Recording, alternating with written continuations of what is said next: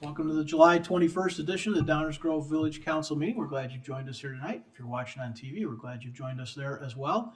As is our tradition, we'll begin this meeting with the Pledge of Allegiance. I pledge allegiance to the flag of the United States of America and to the republic for which it stands, one nation, under God, indivisible, with liberty and justice for all. Rosa, would you please call the roll? Mayor Barnett, Here. Commissioner Sadowski-Fugit, Here. Commissioner Gilmartin, Here. Commissioner Tully, Here. Commissioner Davenport, Here. Commissioner Sarver, Here. Commissioner Rowe. Here. Welcome all. Good to see a full house again. If you're here in council chambers, to your right on those two countertops are copies of our agenda if you'd like to follow along. Item 3 on our agenda is minutes of previous council meetings. Is there a motion? Mayor Barnett, I move to approve the minutes of the Village Council meeting of July 14th, 2026 as presented. Second. Any comments from the council? All those in favor say aye. Aye. Opposed? That passes unanimously.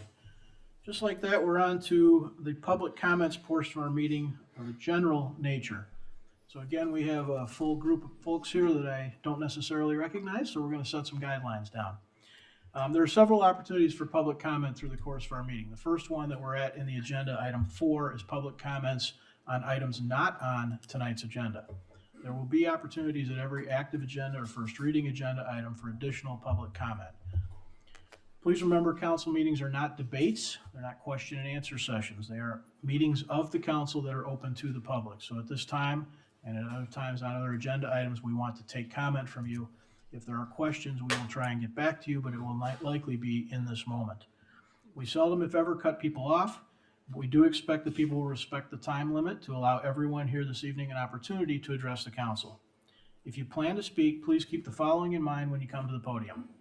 State your name for the record, address your comments to me as chair of the meeting, keep comments to 5 minutes or less, avoid repeating what others have already said. It is okay to say you agree with the previous speaker. You will hear us do the very same thing up here as we discuss amongst ourselves.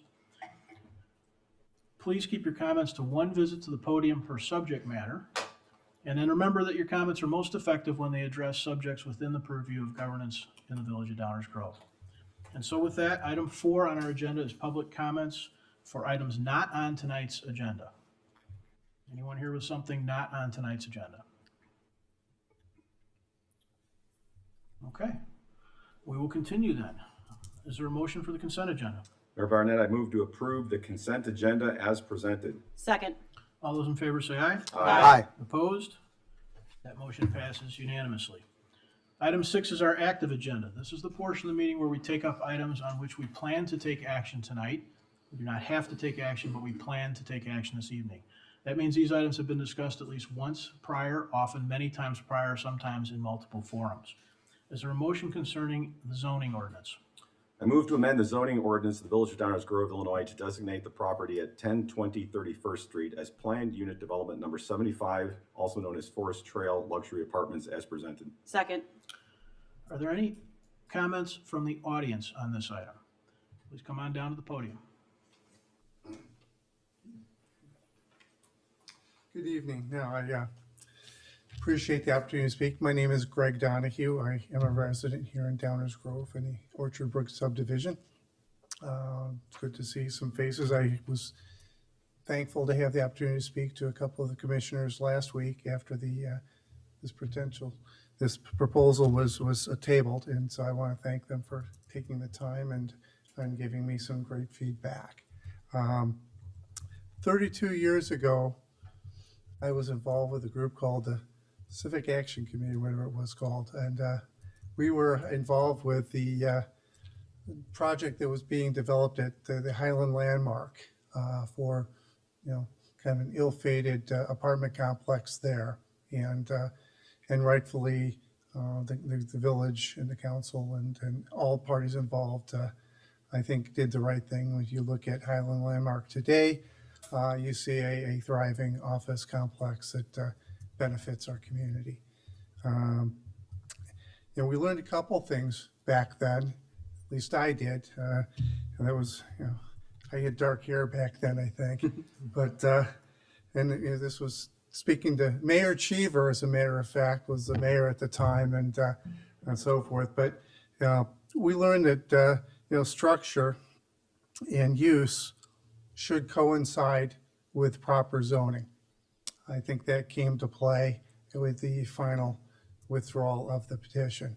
And I think when you look at the particular petition that we have right now, there's a couple of things that I think should be under consideration by the council.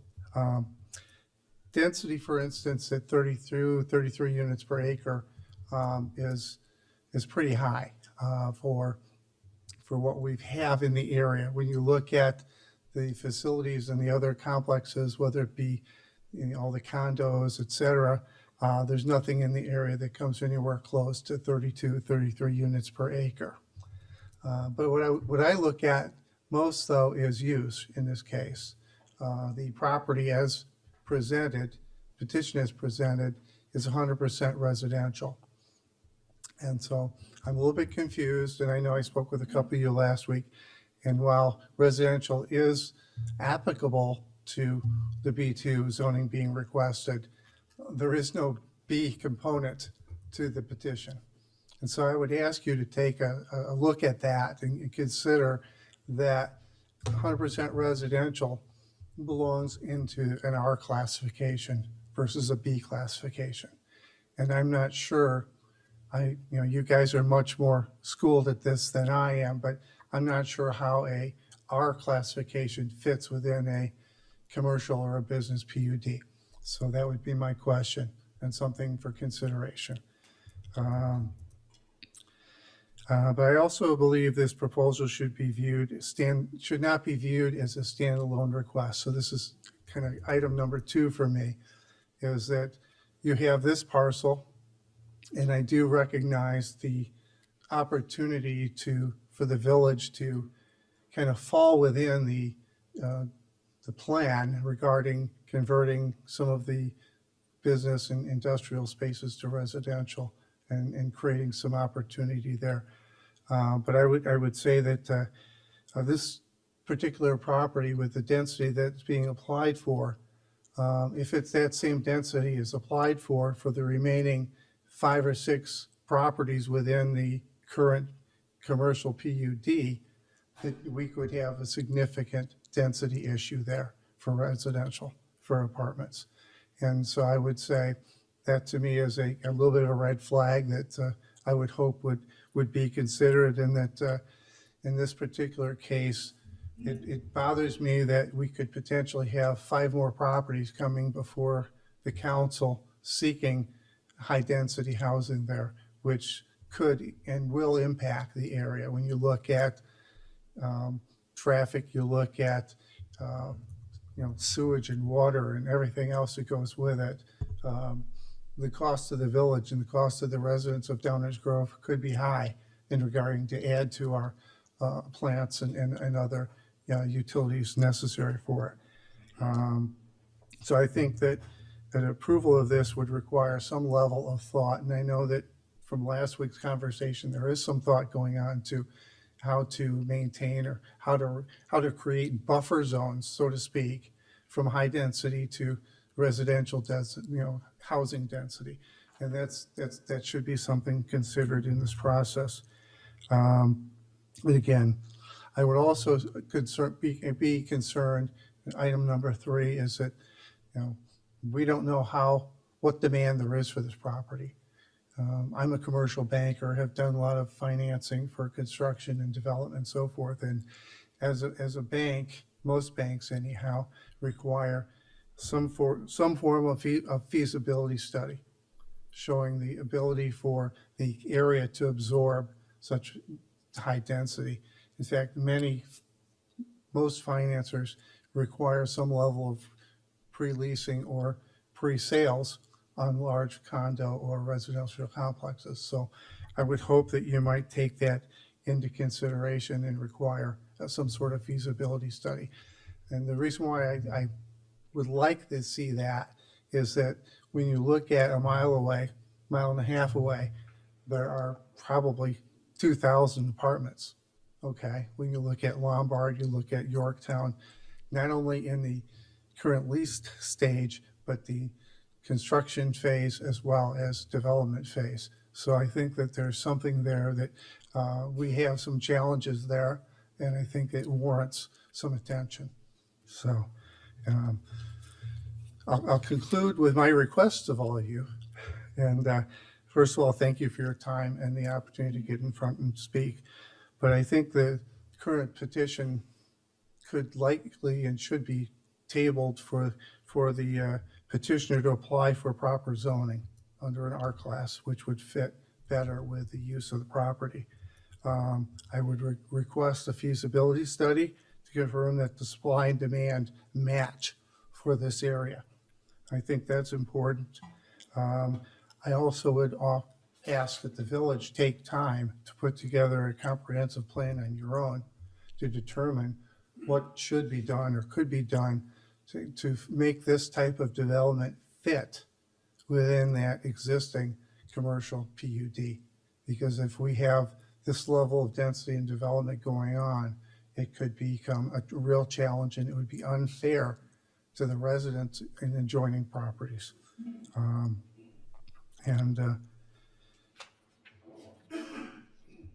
I would also ask one other favor, a request, not a favor, but I would ask another request that should you approve the change in zoning, that approval require that the petitioner break ground within 9 months, or if a certain period of time, and if it doesn't get started within a certain time, that zoning would revert back to its current level as a P zone. So thank you very much. I appreciate it.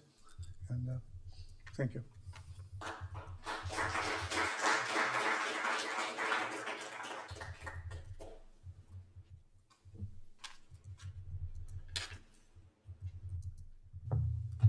Hi, my name is Judy, and I'm a resident of the Innisbrook neighborhood on the north side of Downers, directly west of this office park. And apparently you guys already know me. I'm up here again to speak simply because in looking over and speaking many times over this property, I'm finding that there's uncertainty in all aspects of this project. Most concerning to me is that the uncertainty basically stems from the village itself. According to the village's comprehensive plan, the office park at 31st and Highland is to remain office park research. A focused plan for the area simply does not exist, unlike Fairview, Finley, and downtown Downers Grove. To say a focused plan is lacking because the village can't have a plan for all areas of town only demonstrates to me that the village missed or overlooked a lagging post-COVID commercial real estate market that has been going on for years. And frankly, the lack of a focused plan for this significant 30-acre office park speaks volumes to me as a resident of the north side of town, and a lack of priority that the area takes in the long-range plan of the village. To now use many generalities of the comprehensive plan to put this single property project through, instead of creating a focused plan for what the office park as a whole could become or remain as, is a disservice not only to the immediate residents of Innisbrook, Mistwood, Johnson Woods, and Orchard Brook, but to all of Downers Grove. Furthermore, to allow one property who would be planned to be filled with temporary residents who will not be taxpayers or have long-term vested interests in Downers Grove to drive the future of this valuable real estate is a reactionary approach to the future development and growth of Downers Grove, and residents deserve better. Uncertainty will affect the following: property values, for one. If this property is approved without a focused plan for the entire office park, uncertainty will negatively affect the property values of the surrounding neighborhoods, as no one will be able to speak to how the remaining office park properties could or will be zoned and developed in the future. Public health and safety. Placing 300 to 400 residents in a car-dependent location will inevitably lead to many walking in what is a dangerous high-traffic area originating from a building that is currently surrounded by parking lots. The pad's location proves that people will walk, with children no less, across a frontage road and 6 lanes of 45-mile-an-hour traffic to shop, where there are no sidewalks, crosswalks, or signals. Furthermore, with over 600 new apartments coming in at the Reserve at Yorktown, no one yet knows what the traffic impact will be at the intersections along Highland Avenue through 31st Street, which already has a complicated light sequence for the at-level traffic as well as below-level traffic. As for the building itself, we've heard it's affordable, then luxury. It'll be car dependent, now it's walkable. It's Zone B2, but the building plans don't show commercial, retail, or public use square footage. It will be rented by students, but now students aren't listed as a rental demographic at all. The fact is, this building will be a rental property and not a condominium. No one will know who will occupy the building until it is leased. The only certainty is that its residents will always be temporary and always be changing. Now, demand. With Midwestern's Vet Med School no longer moving forward and the high volume of luxury apartments already entering the market in the Lombard-Yorktown area, which, by the way, has a better location, better amenities, and true walkability, there's significant competition and no guarantee that the demand will remain by the time this building is completed. Furthermore, with more employees going back to work at the office and surrounding areas office space becoming alternative development, such as the Amazon project in Oak Brook, this current office space with a highly desirable location could very well continue to support employers of various sizes as other office space dwindles. Inland's move to Highland Landmark proves this point. Now to value with the community. This is truly an experiment. The village has never completed a reuse repurpose project. The developer has yet to complete or operate a reuse repurpose project. And this building will be the largest single apartment building by units in Downers Grove. These are all firsts in an untested area with no plan, an area which is currently office research and surrounded by low-density home ownership. For these reasons, no one can be certain this will add value to the community. So to summarize, uncertainty benefits none of us. It certainly doesn't benefit my home's value, my neighborhood, the north side of town, nor the greater good of the village of Downers Grove. I do appeal to the council to either vote against or hold on moving forward with 1020 31st Street until it further defines the direction of the office park at 31st and Highland. The village should not be expediting a piecemeal zoning and development of what was a previously planned office park, nor allow one property to drive or affect its potential and future. Thank you.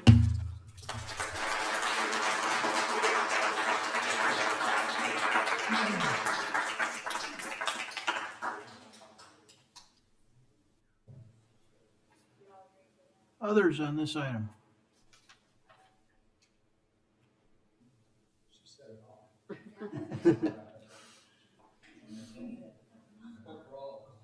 Okay, all right, we will continue then. Council comments, questions? Mike, go ahead. I'll kick us off. I brought some prepared remarks myself. I think there's people who want. Oh, more. Okay, Okay, one more, please. yeah, come on down. Just a point of clarity, guys, process-wise, if you haven't been to our meetings, we will be taking public comment, and then that'll be the end of the public comment. And so, once this young lady's done, if anybody else has anything, please do come on down at this time, okay? Go ahead.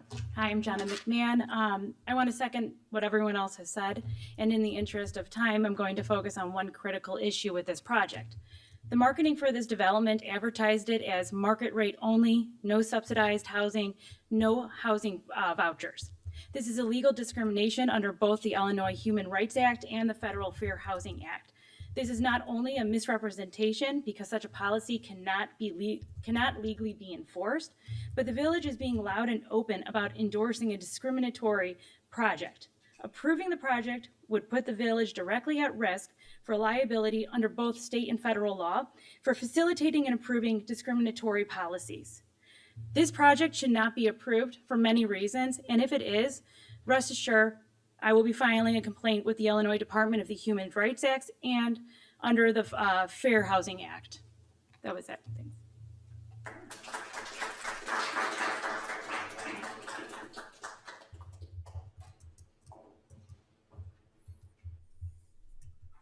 Michael O'Brien, 1391 Hickory Court. I agree with everything that's been said. I also have two young kids that attend Bel Air Elementary, and the school is already very thin with resources over the last year with all the 2 years, with all the impact PAS has had with the resources of reading teachers, things like that. This will only add to that by allowing more kids in and stretching the resources already thin in our elementary school. So I do not support this, and I support everything that's been said. Thank you.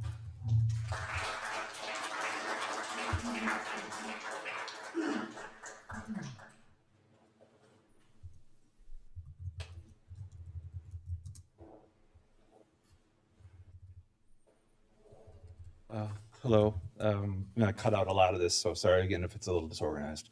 My name is Tom Thompson. I'm a 35-year resident of Downers Grove, and I've lived in my current house up in Innisbrook, just over 1,000 feet west of this proposed development, for 26 years. I've spoken at a few of the previous meetings, but I'd like to pick on a few points tonight. First is the B2 zoning itself. Just so everyone is familiar, B2 is described as general retail business district, primarily intended to accommodate retail and service businesses that serve a village-wide or larger trade area. It's generally intended to be applied to sites with a frontage on at least one arterial street, such as Highland. B2, I did note B2 does allow for apartments, but I imagine those are generally on the second or higher floors above the general business or retail space. When I think of that, I think of the buildings on Main Street in downtown Downers Grove that have, residential on upper floors. It seems like we're skipping the business part of B2 to get to the, the apartments hidden behind there. When really this building should be R6 apartments. Of course, R6 suggests spot zoning. And why are we using B2? We're using B2 because Parker's Restaurant next door is zone B2. Well, Parker's is almost the definition of what B2 should look like. It's the building size, it fronts to Highland, it's a restaurant that serves the wider area. The floor area ratio is appropriate for a B2 business. I would note that the floor area ratio variance they're asking for would not be a variance if they were asking for R6. Apartments allow for a much higher floor area ratio variance. This building is also more than twice the height of B2. It just doesn't fit the underlying zoning. Also like to know there's a couple of things we're doing that we're put separately from the zoning. We're putting the cart before the horse a little bit. Obviously, it's already been covered about the developer's experience completing a project like this and Downers Grove's experience, supporting a project like this. We also have, with no long-term plan for the office project, we're ignoring parts of the long-range plan. I know adaptive reuse has gotten a lot of mileage in these discussions because the idea is to reuse the office space for something else rather than, tear down a building and build something new. However, the long-range plan also has sections on office development. So I'd like to just quote a section of that so everyone understands that the long-range plan doesn't say we should automatically convert anything that isn't succeeding to something else. As people return to the office, the village should continue to support office development along the I-88, I-355, and Butterfield Road corridors to maximize visibility and minimize potentially negative impacts on residential areas. As prominent features along major regional roadways, office developments should be of high quality. Within existing office space, the village should work with the Downers Grove Economic Development Corporation to attract tenants to established office and commercial spaces. So that's a direct quote out of the long-range plan. So I think if we want to say the long-range plan supports adaptive reuse, we've also got to say we're choosing a winner here because we're ignoring that the long-range plan also supports economic development. And going to what has already been presented to this council previously, in the key performance indicators in the Downers Grove first quarter 2026 activity report, office vacancy in Downers Grove is under 20% as a whole. It's about 18%, which means you've got 82% occupancy rates. Given the long-range plan indicating office development is a priority, plus the office occupancy rate in Downers Grove being over 80%, I question why we're jumping at the chance to redevelop office property when there likely is demand out there. If other municipalities want to convert their office space to residential, those businesses need to go places. And I would like last to point out that this building was not considered a Class C building in disrepair before the pandemic. This was a Class B building and being leased as such. So this is not an undesirable building. All right, sorry. A second concern is that former Mayor Krajewski at the open house on site, the second one that we were informed of and able to attend. He mentioned that Midwest University paused a study on student housing after they canceled their veterinary school expansion. And also I noticed that the Planning and Zoning Commission is currently working on a project around housing needs and creative housing solutions, and that study's not yet complete. I believe they're supposed to present, their findings to you guys in the next few months. So again, it seems like we're jumping the gun by voting on this now when there's a lot of information to come in the near future. Another thing I saw in the agenda notes was that someone had referred to the Easton Complex, which for people that don't know where that is behind the Home Depot on Butterfield. That's not a good comp for this project. That is, it was designed and built as a combination apartment townhome complex. It's completely walled off.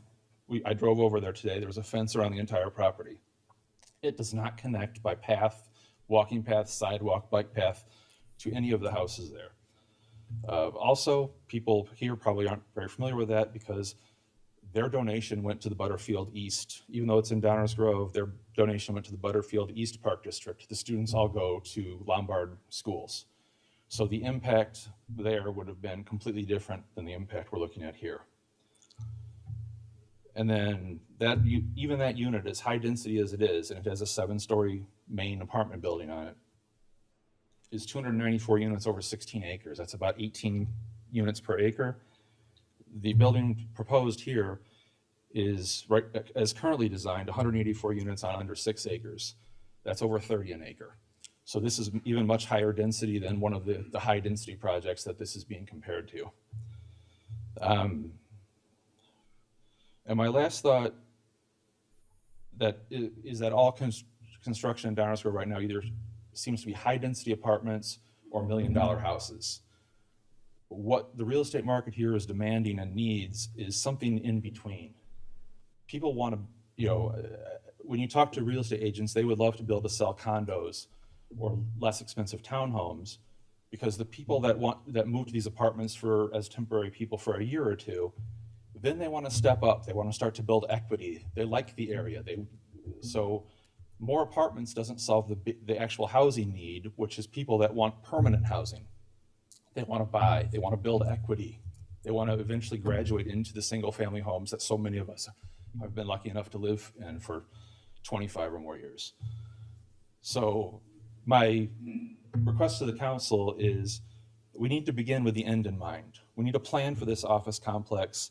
Probably need to include, what Highland Landmark looks like at the end of it too, because they're interrelated with Highland Landmark being Class A, this office complex being Class B and C.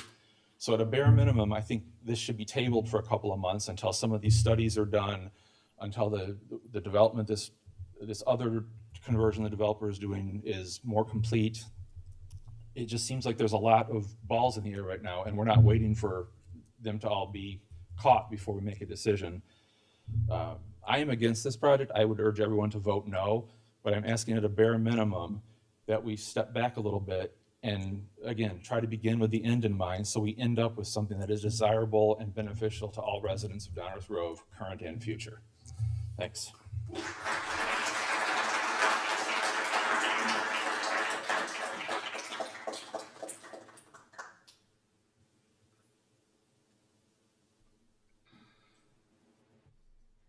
My name is John Alianello. I have family residence in Mistwood. I'm not against apartments at all, but I am against this project. If this project is more in line with the zoning ordinance, it would be 35 feet, from what I'm being told. Specifically, this building will be the largest apartment building in Downers Grove if approved. The street is on a dead-end cul-de-sac that's over 500 feet long, which possesses health, safety concerns.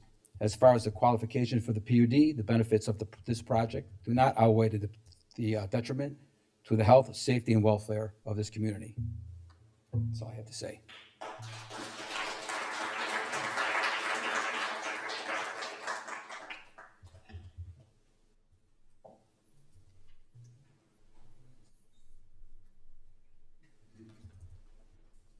My name is Bianca. I am 26 years old and about to be a first-time homeowner. I plan on buying a home within the next few years here. I grew up in Downers Grove and I did attend Downers Grove North High School, and The curriculum is amazing, the school is phenomenal, but as somebody who is figuring out if I want to live in Downers Grove, this does not seem like an ideal situation for me, especially with zoning questions that you guys are maybe changing the schools, and I don't know if I want to raise a family in an area where there's a lot of unknowns with who's living in apartment buildings near me and how long they'll be there for.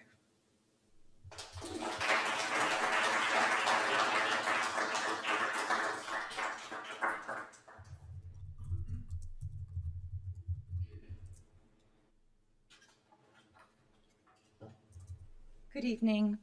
My name is Diva Montalto Labno, and I live in the Innisbrook location. I have a lovely home. I've been there 22 years, and I have to say that this area is near and dear to me. I used to have a staffing company in the 1100 building for 11 years, and I absolutely love the property. It is so ideal for the business region. I am thoroughly, I have to tell you, thoroughly against when I heard that this was going to be converted or even thought of being converted as a residential place, especially apartments. I could only think of, oh my goodness, I'm also an entertainer. I come home late at night, and I've always said I'm so proud and happy to live in a town where I feel safe in coming home late at night.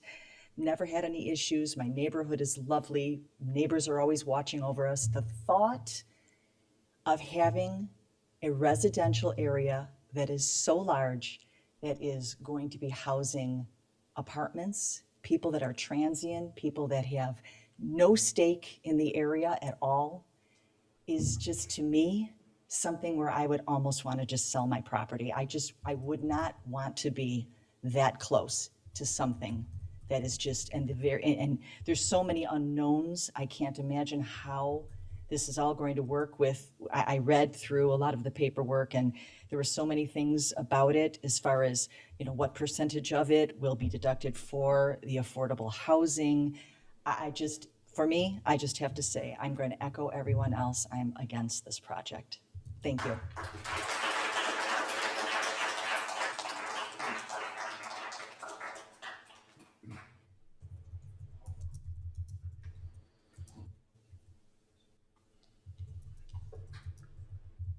Good evening, Mayor and Council, ladies and gentlemen. My name is Wakas Akawi, and I go by the name Wakas, just like Madonna, Cher, Prince.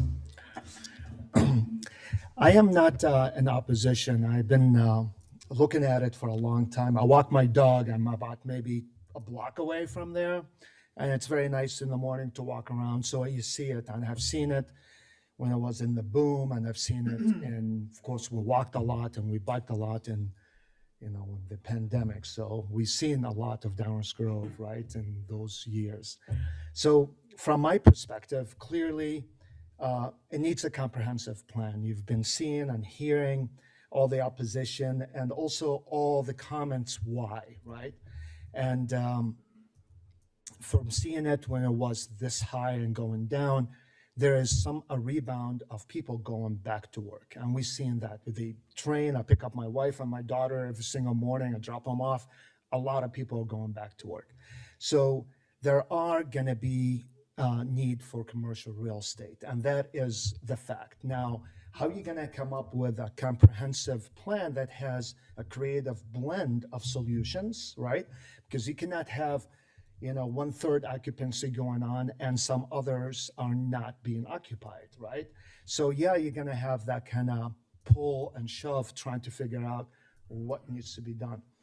I think the speed of the direction of making a decision might not be very much in the right corner.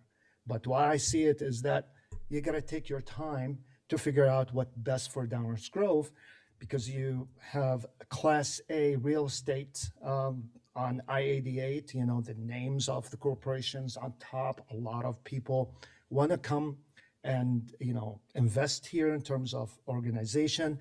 And a lot of people, they're going to be like me. I worked at R.R. Donnelley from the city in 1999. I decided that's a great place to live and buy a place.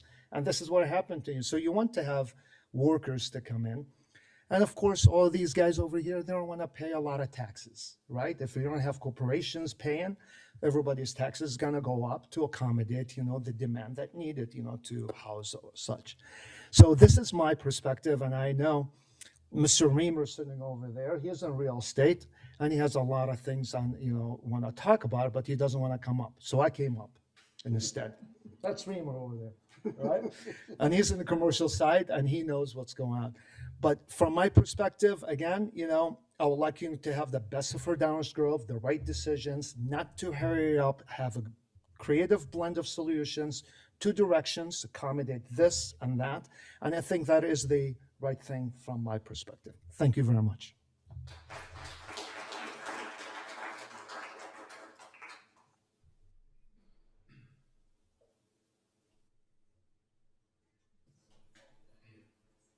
Hello, my name is Stu Mercado. I live on Drew Street.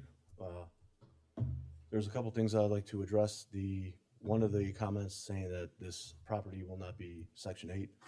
Like the lady said over here, it's illegal for anybody to discriminate against Section 8 voucher coupons or whatever. Another thing is, I heard last meeting, excuse me, there was a comment made about the Bel Air Grammar School, whatever. There's not going to be more than 50 kids. That's all speculation. Nobody knows that. So at the 50 mark, would it be cut off? And then, the 51st family that comes in with children, they're going to say, no, we already have 50. The good Lord has blessed me with 3 beautiful little girls, and they go to Bel Air. And I've been reading this book, and it's an acronym. It's Basic Instructions Before Leaving Earth, and it's to make people a better people. And one of the verses in this book states that a good man leaves an inheritance to his children's children. Like the young lady said before, she doesn't know whether or not she wants to raise a family here. In the near future, not a lot of people are going to be looking at this property the same way they are now. So I'm just trying to go and give my children and my children's children the best possible opportunity in life.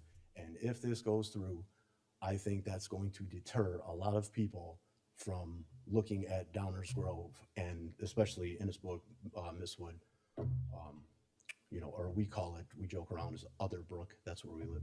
But yeah, please vote no to this. I would greatly appreciate it, or table this and just look more into the future to see how this apartment complex is really going to affect the not only present but the future generations to come. Thank you.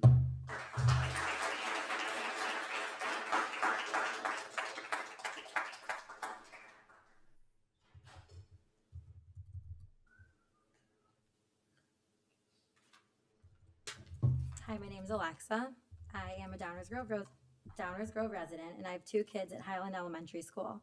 And I have a lot of family and friends who have kids at Highland as well. Our school is already cutting teachers and making classes bigger based on limited resources. And as of next year, as you know, the 6th grade is moving out of Highland and going into Herrick to make our existing class sizes more feasible. And we know that the Talon Preserve is going up, and those are considered luxury family homes, and they will be bringing in more students, and that is great.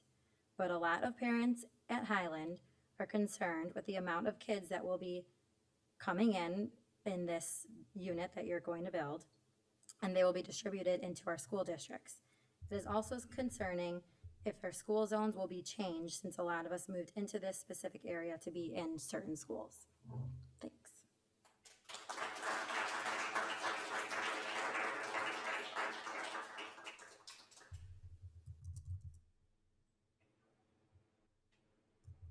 What else?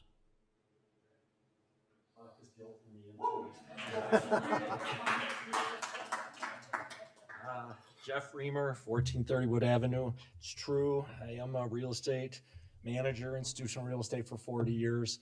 And I would just say, I'm not opposed to this. I've been on the other side of this discussion many, many times over the last few years, trying to find alternative uses to office buildings, old manufacturing buildings. I think it's a good design. I think it's a good reuse. And it may very well be the highest and best use. I just think collectively, there's a lot of concern in the neighborhood and the adjoining residents that we really should come up with a comprehensive plan for the area. Let's look at it. If it should be rezoned residential, then let's do that. Let's make the decision to do it, go through the process, and create the proper zoning that really would support the best use for that area. And the other thing for me to add is whatever we do here, we should look at these impact fees. It just doesn't seem appropriate to me that we're going to spend $1 million, or the developer would give $1 million to the park district and $100,000 to the school district to build a residential project. So that's it. I appreciate everybody's volunteer efforts up here for the committee. That's all I have to add.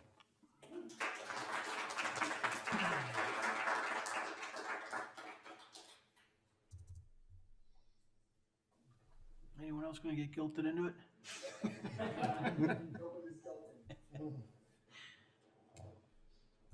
Okay. All right. We are now going to talk amongst ourselves up here. Mike, you want to start? You bet. Thank you, Mayor. So we've gotten a lot of emails, a lot of comments from folks, and so I've tried to take it all in and go back and look at the petition, and so here's what I've got to say. So property zone OR office research.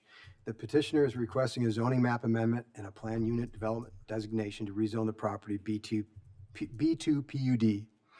A B2 zone property exists to the east, and there will be property zone OR between this property and adjoining residential zoning. Therefore, traditionally, complementary zoning adjacencies are maintained. Neighborhood character is not fundamentally changed with this single proposal to this single lot.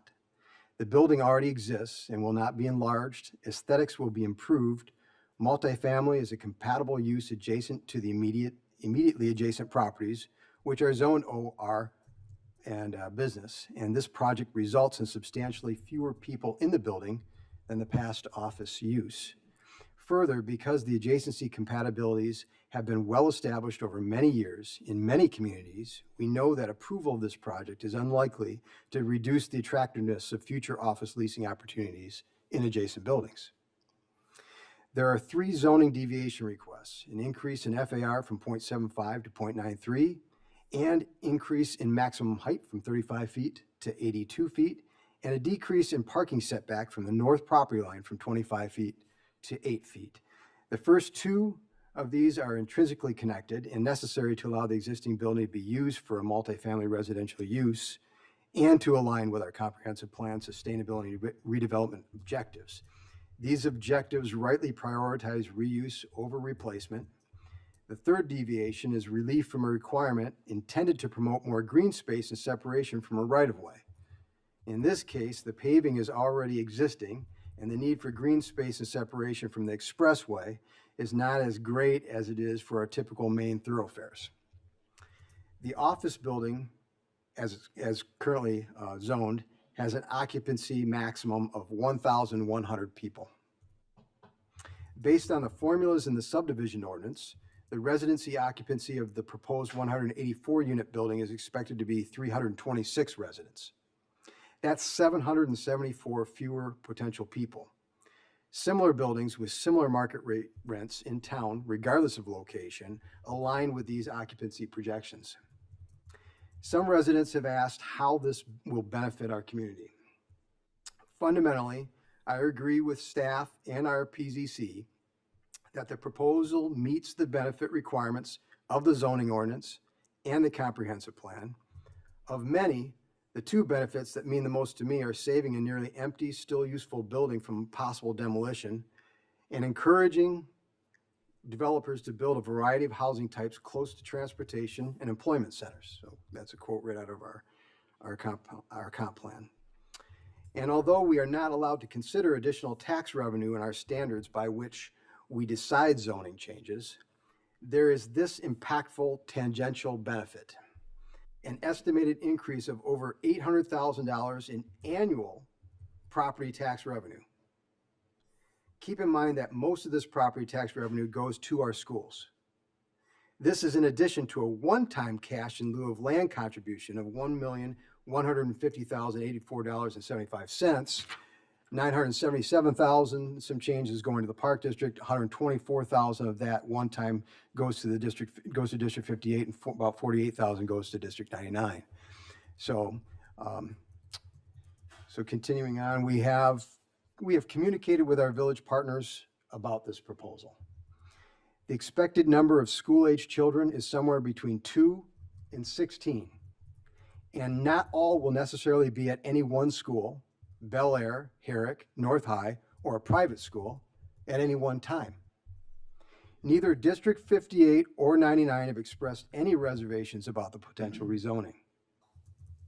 As a former District 99 school board member, this makes perfect sense to me since I know that both districts have a capacity for more students. Currently, class sizes are predominantly a function of budget, not physical space, especially with the recent school improvements.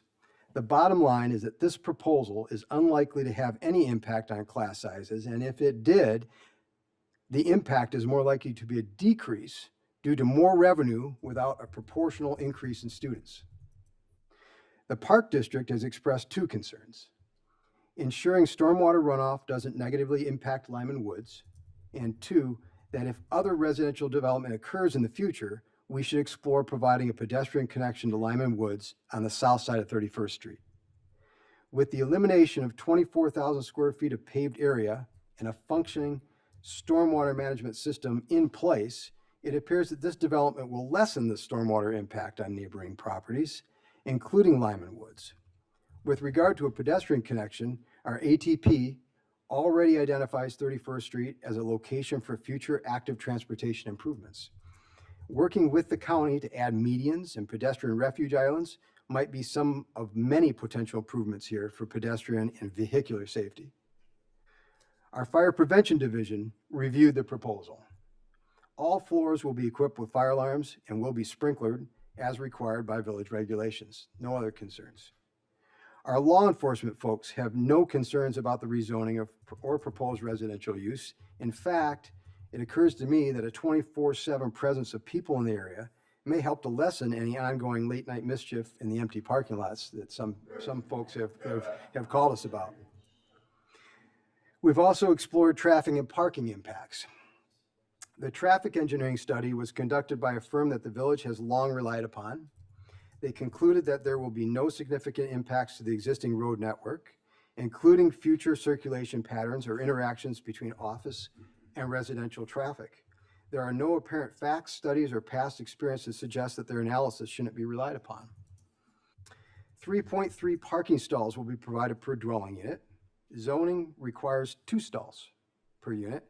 Hence, parking is not a concern, even after returning paved area to green space. And we have heard from many residents who have expressed concerns.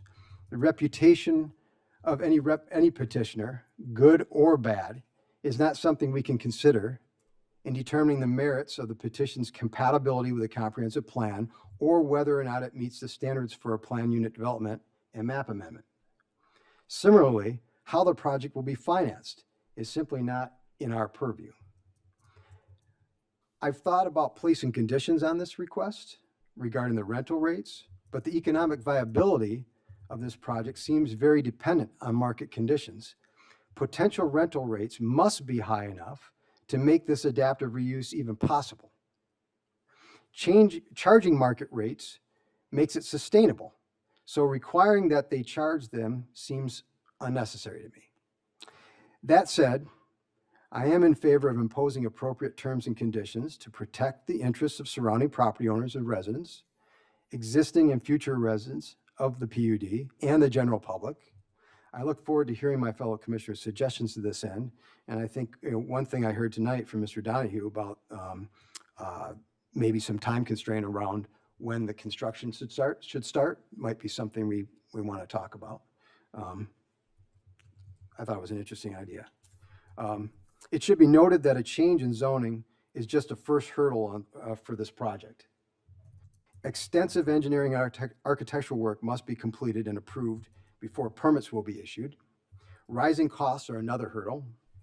Based upon my experience on council thus far, this project has about a 50-50 chance of even getting across the finish line. We've looked at other things like this, and gone through all of this and then it didn't happen. So that's just in my 3 years. You folks that have been here longer have probably seen even more. So, so this is just the very first step. I believe projects like this are likely the exception versus the rule. Adapting multi-story office buildings for residential use requires a great number of stars to align. Zoning is, of course, one of them. The structure itself may not be compatible or easily modified. The dimensions of the floors or the height from floor to floor may not be compatible. Exiting and fire safety are major hurdles. And of course, there are ever higher in construction costs and what the market will bear for rental rates. All of this points to the infrequency of proposals like this one. The more likely future is unfortunately one of demolition, followed by new construction, which is certainly not the overarching goal of our comprehensive plan. We are not being asked to rezone to an R6. This current process is about approving or disapproving the request to rezone to B2 PUD, which incidentally does allow this to be 100% residential. That's it. We would need to explore rezoning of the entire area as part of a larger zoning conversation. And to that end, we should consider creating a focus area that includes this OR enclave and the Highland Landmark OR area to the east. And by doing so, we can make clear that this approval is not intended to be the primary precedent for the community's vision. In fact, I believe our primary goal should be looking for ways to repopulate office buildings with office tenants. Perhaps our EDC can do more here. AI firms are currently gobbling up office spaces elsewhere. How can we attract this kind of activity? Regardless, I'd like us to map out a long-term plan for this area with input from neighbors, property owners, and all stakeholders before another petition to rezone in this area comes before us. We can follow the process we use for other focus areas like Fairview Avenue. There are 3 topics that I propose to start the discussion. 1, consider adding multifamily residential as a special use within OR zoning. 2, walkability. We've heard a little bit about that tonight. 3, consider creating a transition district that helps to bridge the gap between taller and lower buildings. And so with all that said, for now, I plan to support the petitioner's request for this specific property. But once again, I think I like to have some sort of a pause or zone in terms of looking at anything else that might come before us until we've gone through and really looked at the, what the impact would be.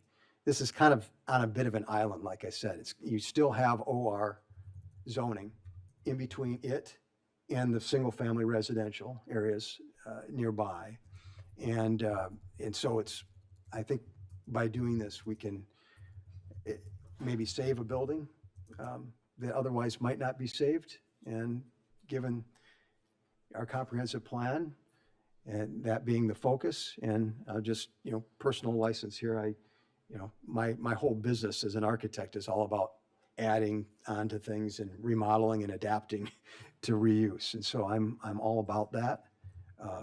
But I would hate for a bunch more of these things coming in front of us, like I said, no matter how unlikely, that would fundamentally change the area without us first deciding that that's what the community wants to have happen. So, thank you, Mayor. Thank you. Anyone else? Leslie? Since I missed the first meeting, I too will say that I do plan on supporting this just at its.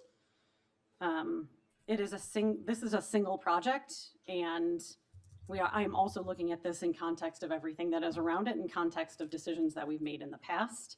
There have been times when items like this have come up and I have voted against it because I thought that the variances were not appropriate, and there are times when I have voted for it. Truly try and take the time to look at all of these projects on their own, dig into the research.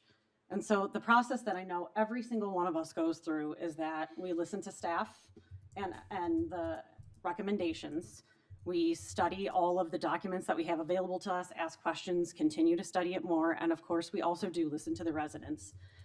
We may not always have the same vision as the 40 people who show up. But it doesn't mean we're not listening. It means that we have taken your commentary with all of the information that we have available to us and all of the experience that our staff and we have had up here, and think we are doing the best that we can for the community. And in this case, I do think that this is in the best interest of the community. There is a housing shortage, not just here, but everywhere. And there may be apartments nearby, but we know for a fact that in the United States and in this area, there is a lack of housing. And so, excuse me, it is our turn now, thank you.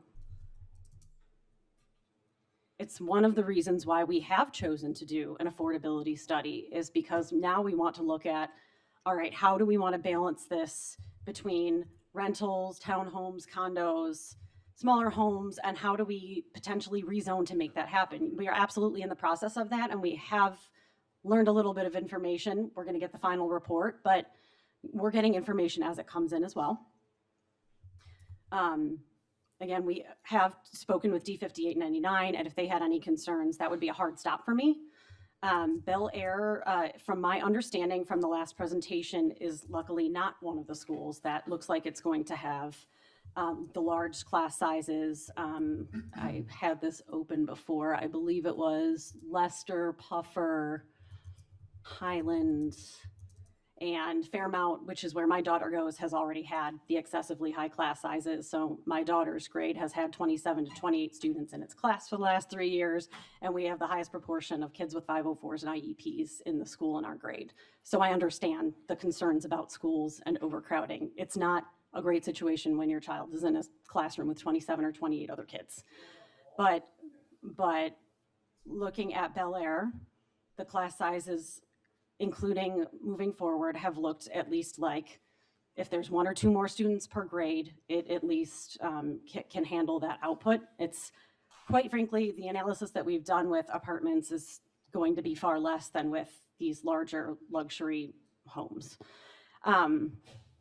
Going to, again, the reuse is a huge plus in the comp plan. And having it kind of in an area that is in between those office spaces and single-family residential, we do put large apartment buildings close to single-family residential. That is in the comprehensive plan, kind of the goal is to make those multifamily units the buffer. And so this, to me, again, is a good potential for reuse of a building, and in an area that truly should not have a major impact on traffic patterns in the community. So I do want to get at that traffic again. All right, so here's the thing, guys. Do you want to continue the meeting or would you like to stop the meeting? Simple question. You want to continue the meeting or stop the meeting? We are not the tavern or the bowling alley or the park or even the parking lot at Village Hall. We are conducting a meeting. You might recall earlier I said this was a meeting open to the public, not a meeting of the public. If you cannot respect those rules of decorum and how this group operates, then we'll do it without you. That would be silly. As Leslie said a couple of times, we are here listening to you because your input is part of the package of input. You know what's not? Hey, I think maybe you're wrong. Yeah, that's not it, guys. We didn't do it when you were talking. We expect the same respect because you know what? We're just residents like you guys. Leslie just went through some of the challenges she's facing as a parent with her school. So you think when somebody comes up here and talks about their school, that doesn't mean anything? Think that through a minute. This is a tough decision.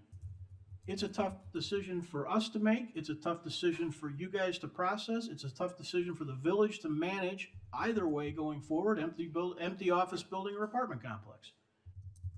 Everybody here is trying to do their best for the village of Downers Grove, but we are not going to have meetings where we try and have serious debates that the public can hear, that establish a record, that everybody can understand, with people just shouting stuff from the back of the room. Just stop that. Please continue.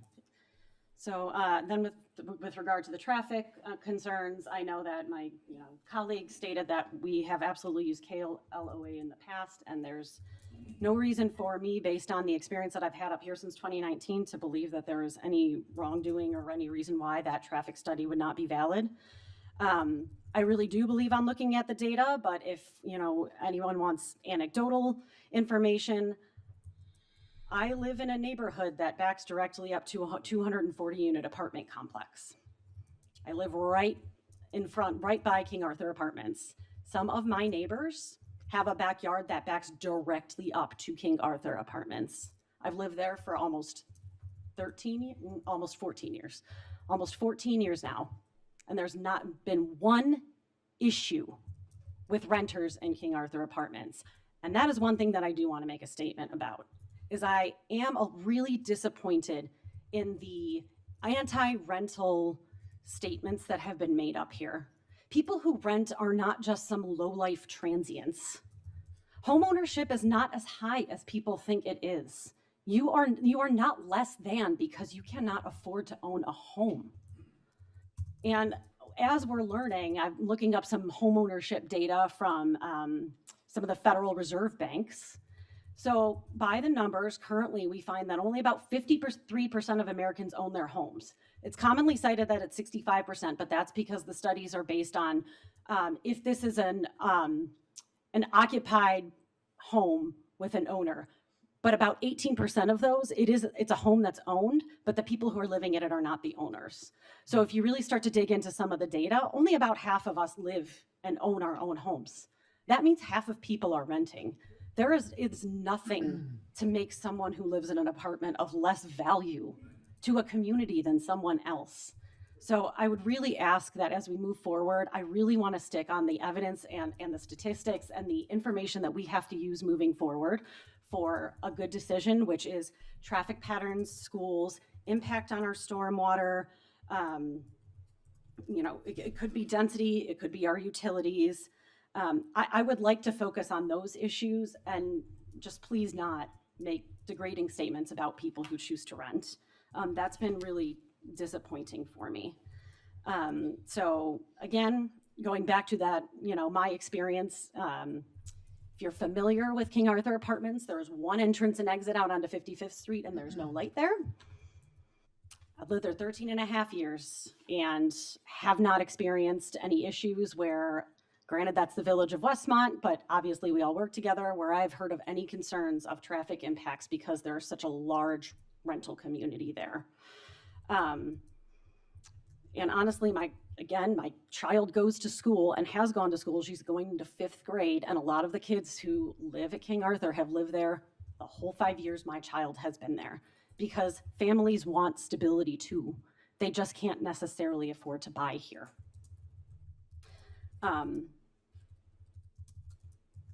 I will also say that while yes, we are getting the feedback here in Chambers, I am getting feedback from the community in various other ways. I've literally had people come up to me at restaurants or other places around town that know me.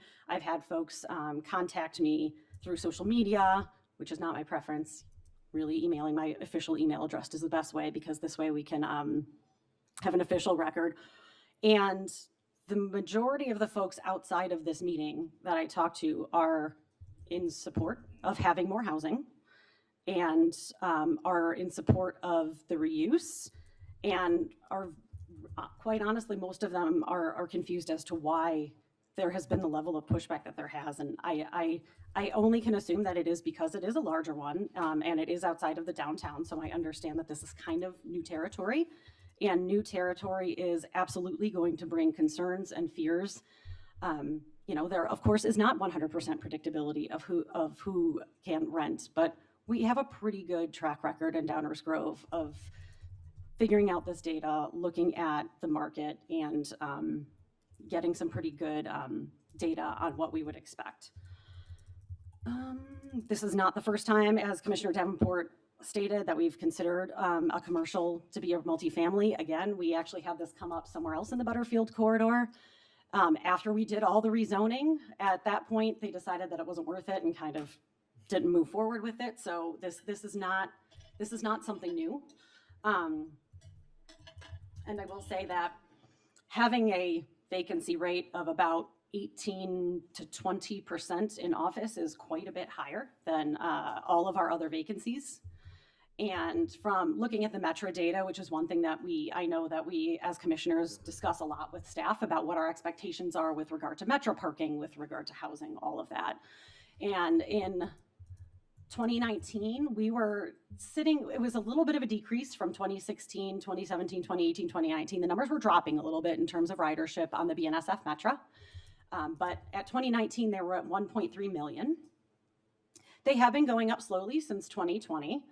They went from about 631,000 riders in 2025 to 671,000 riders in 2026. So yes, it is coming back, but we're still at half the rates that we were at in 2019.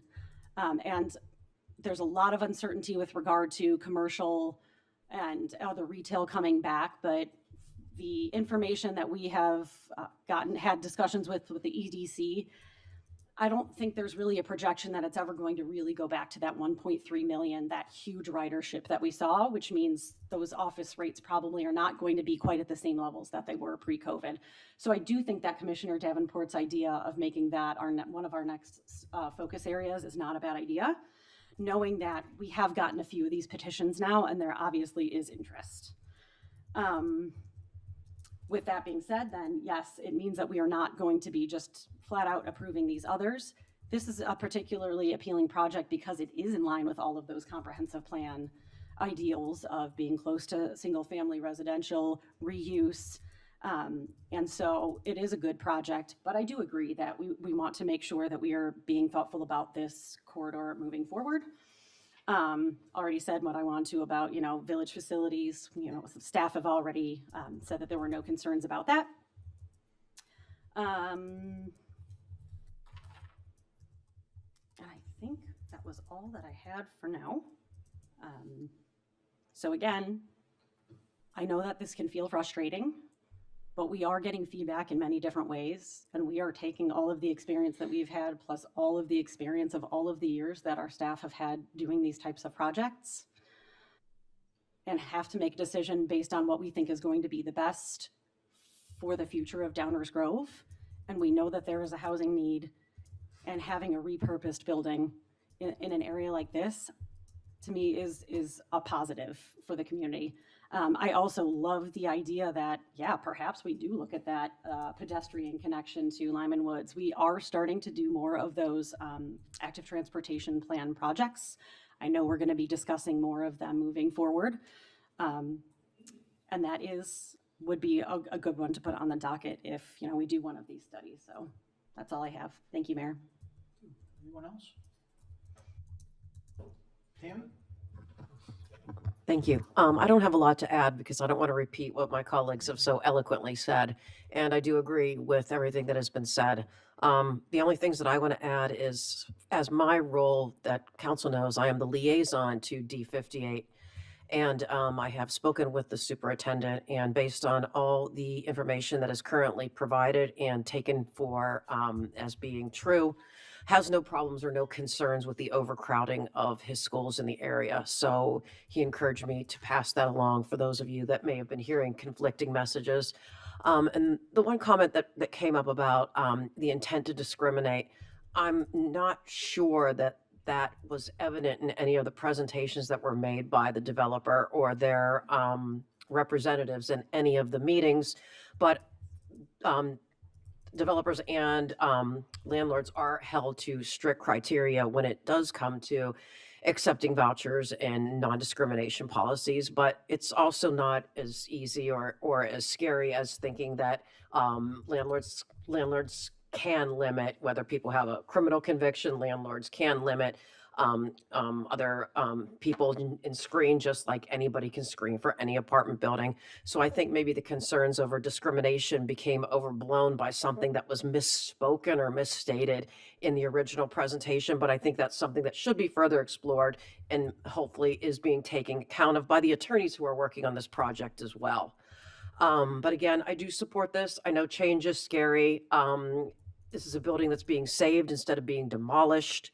This is green space that's going to exist. And this, as Commissioner Sadowski-Fugit said, this is a chance for people to have somewhere to live. People want to live in Downers Grove, and it's not a bad thing if they can live here by renting.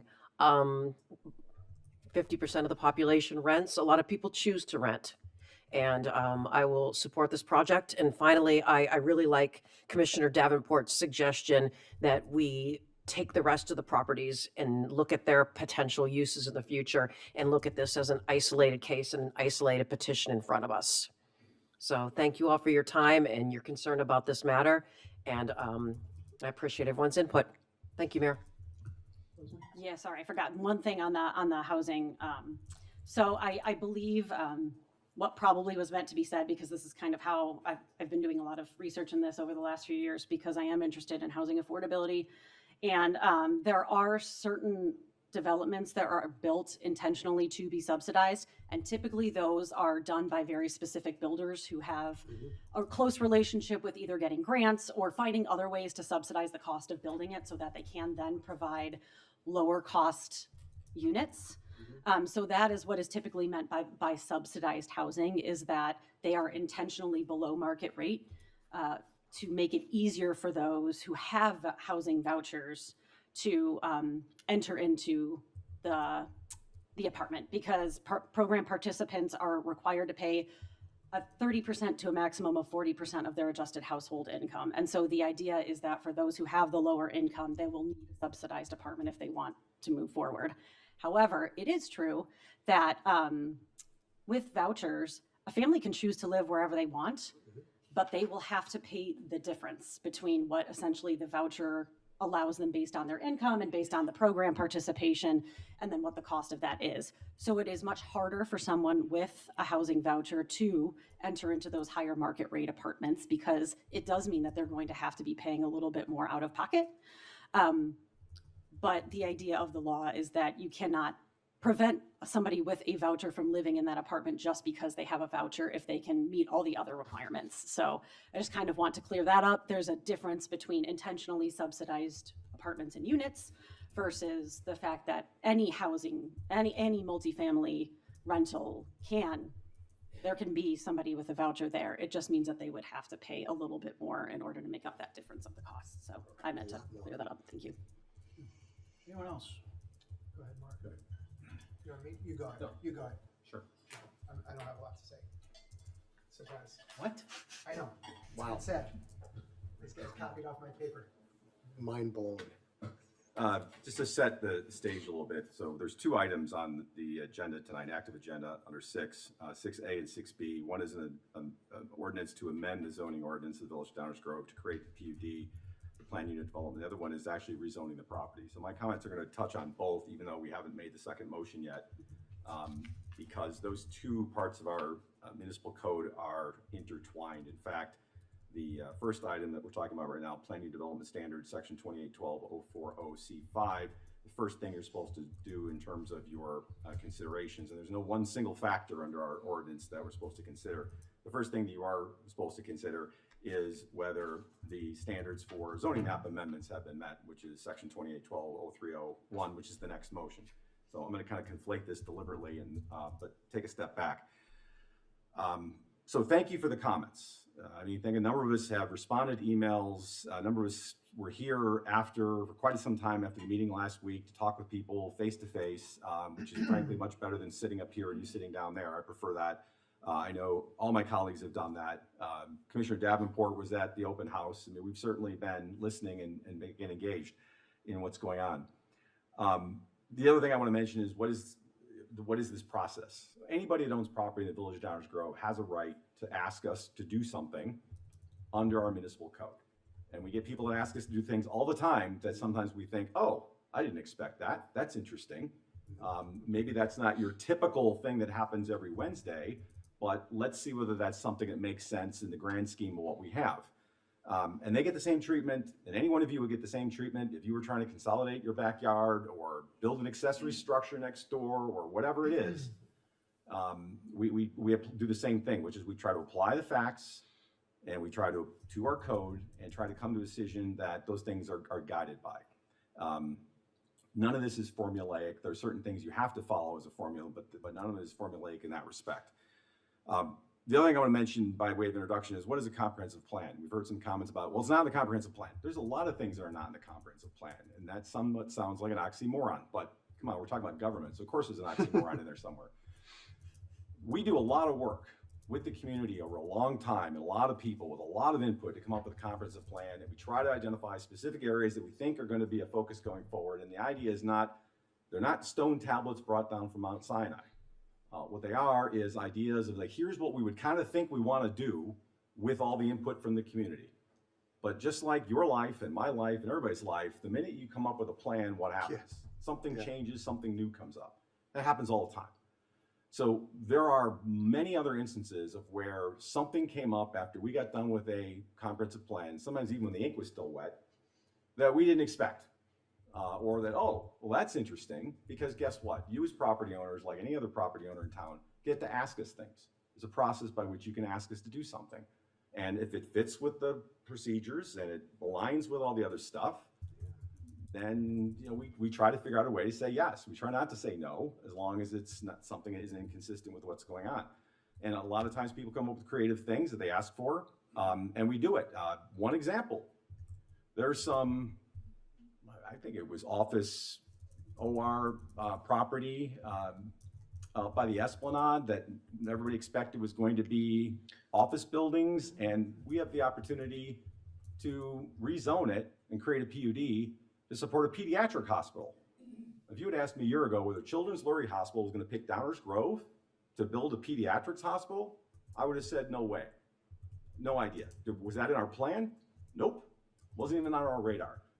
But boy, did this community jump at the chance when that came forward. So nobody's against that. Everyone's like, yay, pediatric hospital, wonderful, let's have it. Is it what the property was zoned for? No. Was it in the comprehensive plan? No. Was it in the future land use map? No. So just by way of what the comprehensive plan is and isn't, those things happen. Midwestern University was mentioned.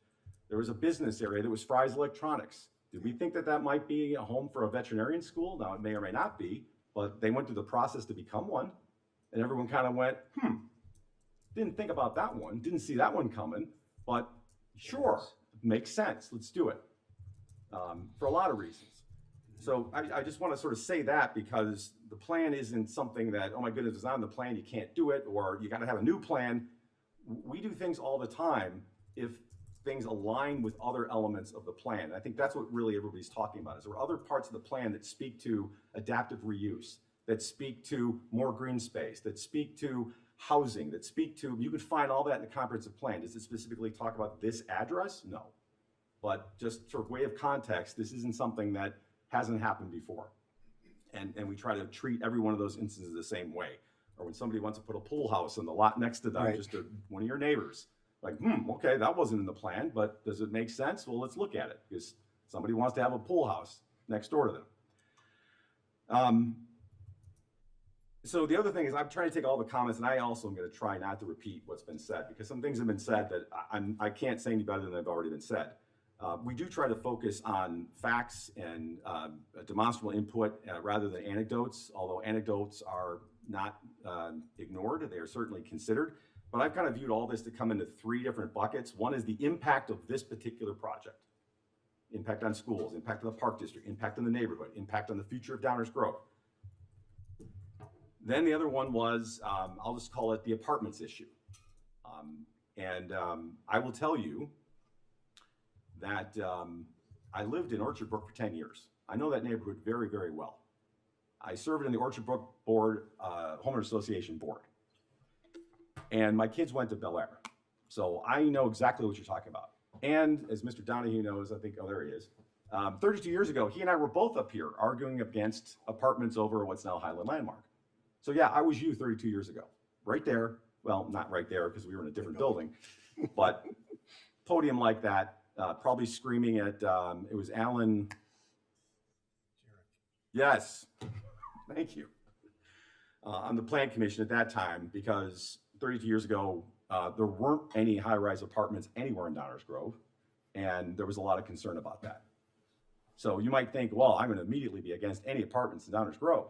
Well, of course not. It's not 32 years ago. It's 2026. And we have a lot of apartments in Downers Grove now. So this fear of the uncertain, it's not so uncertain. So I'm just going to jump to some of the criteria, because one of the things that we're supposed to look at under 2812-0301, or I, excuse me, is the existing use and zoning of nearby property. I can't say any better what Commissioner Davenport said. And by the way, just again for context, we have done that before too. So on Forest Avenue, there is an apartment building that is zoned and actually encouraged to have mixed use, to have retail on the first floor and apartments above. But the owner of the property, again, property owners, it's your property, not ours, said, yeah, I hear you, but I want to do all residential. Can't say no, didn't say no. Encouraged them to do mixed retail, but they didn't. So no different with this petitioner, and that's where it gets into, we got to kind of treat people the same. So the fact there's no retail on the first floor doesn't mean that it can't be B2. In fact, we have other 100% residential units in Downers Grove in very similarly zoned areas. So that's also not new. And then frankly, this kind of a buffering of zoning areas, and again, Mike said it better than I can, is something that's aligning with traditional good planning. It's not some wild, oh my goodness, we came up with this weird Jenga puzzle that we're trying to build here. It actually makes sense, although it may be new here. And in a lot of respects, the next factor is the one where really most of my comments are. So the extent to which the particular zoning restrictions affect property values. And this is where we've heard about impact apartments, and the third piece, third bucket I wanted to mention is what I'll call the domino effect. I know there's a lot of concern about the domino effect. That is a valid concern. It is one that has been voiced. It is one that has been heard. I think what you're hearing is we've heard it and we have the same concern. And frankly, when I get done with my comments, I'm going to agree with Commissioner Davenport and my other colleagues and say, yeah, we ought to do something about the rest of that space, because I'm not so sure I want this to happen again. In fact, I know I don't want it to happen again. This is unique. We have to judge this property on this petition at this point in time with our current environment. But that doesn't mean now that we're alerted to it, we can't do something else. And at least I intend to join my other colleagues, and we'll see what others people say, in doing that as soon as we feasibly can. Can we do it tomorrow? Probably not. You're all probably gonna leave. We're gonna be here until about 11:30 because we have a lot of other things to do tonight. And there's a lot of other things on the table to get done here in Downers Grove. But that's something that I think you're gonna hear all of us are gonna wanna do. So I'll just hit, that's the domino effect point. So going back to impact and apartments. Schools, Mike covered it. The numbers just aren't there. We're not hearing from the schools. We're not even hearing from the Downers Grove Economic Development Corporation. If somebody was really upset about converting, whether it's Class B, Class C, or whatever it is, to residential, I'm pretty sure that Commissioner Gil Martin here would have called me up and said, you know what, the EDC is incensed. How can you possibly be allowing this to happen? It's not happening. So the people that anecdotally, it's been implied would be upset about this and impacted about it, are not complaining. That doesn't mean you don't have the right to voice your views. I'm just saying some of those other parties are not saying the same things you are. So apartments. I started to say that this is not the Downers Grove of 32 years ago. It's just not. I have 394 apartment units within 2 blocks of my house. For a lot of you, that's a lot closer than you will be to this building. 394. That's almost double, about double of what we're talking about here. And they've been there for 5, 6, 7 years, and none of the parade of horribles that are being suggested have come to pass. Burlington Station, Downers Grove, 750 Curtis Street, which is being built right here.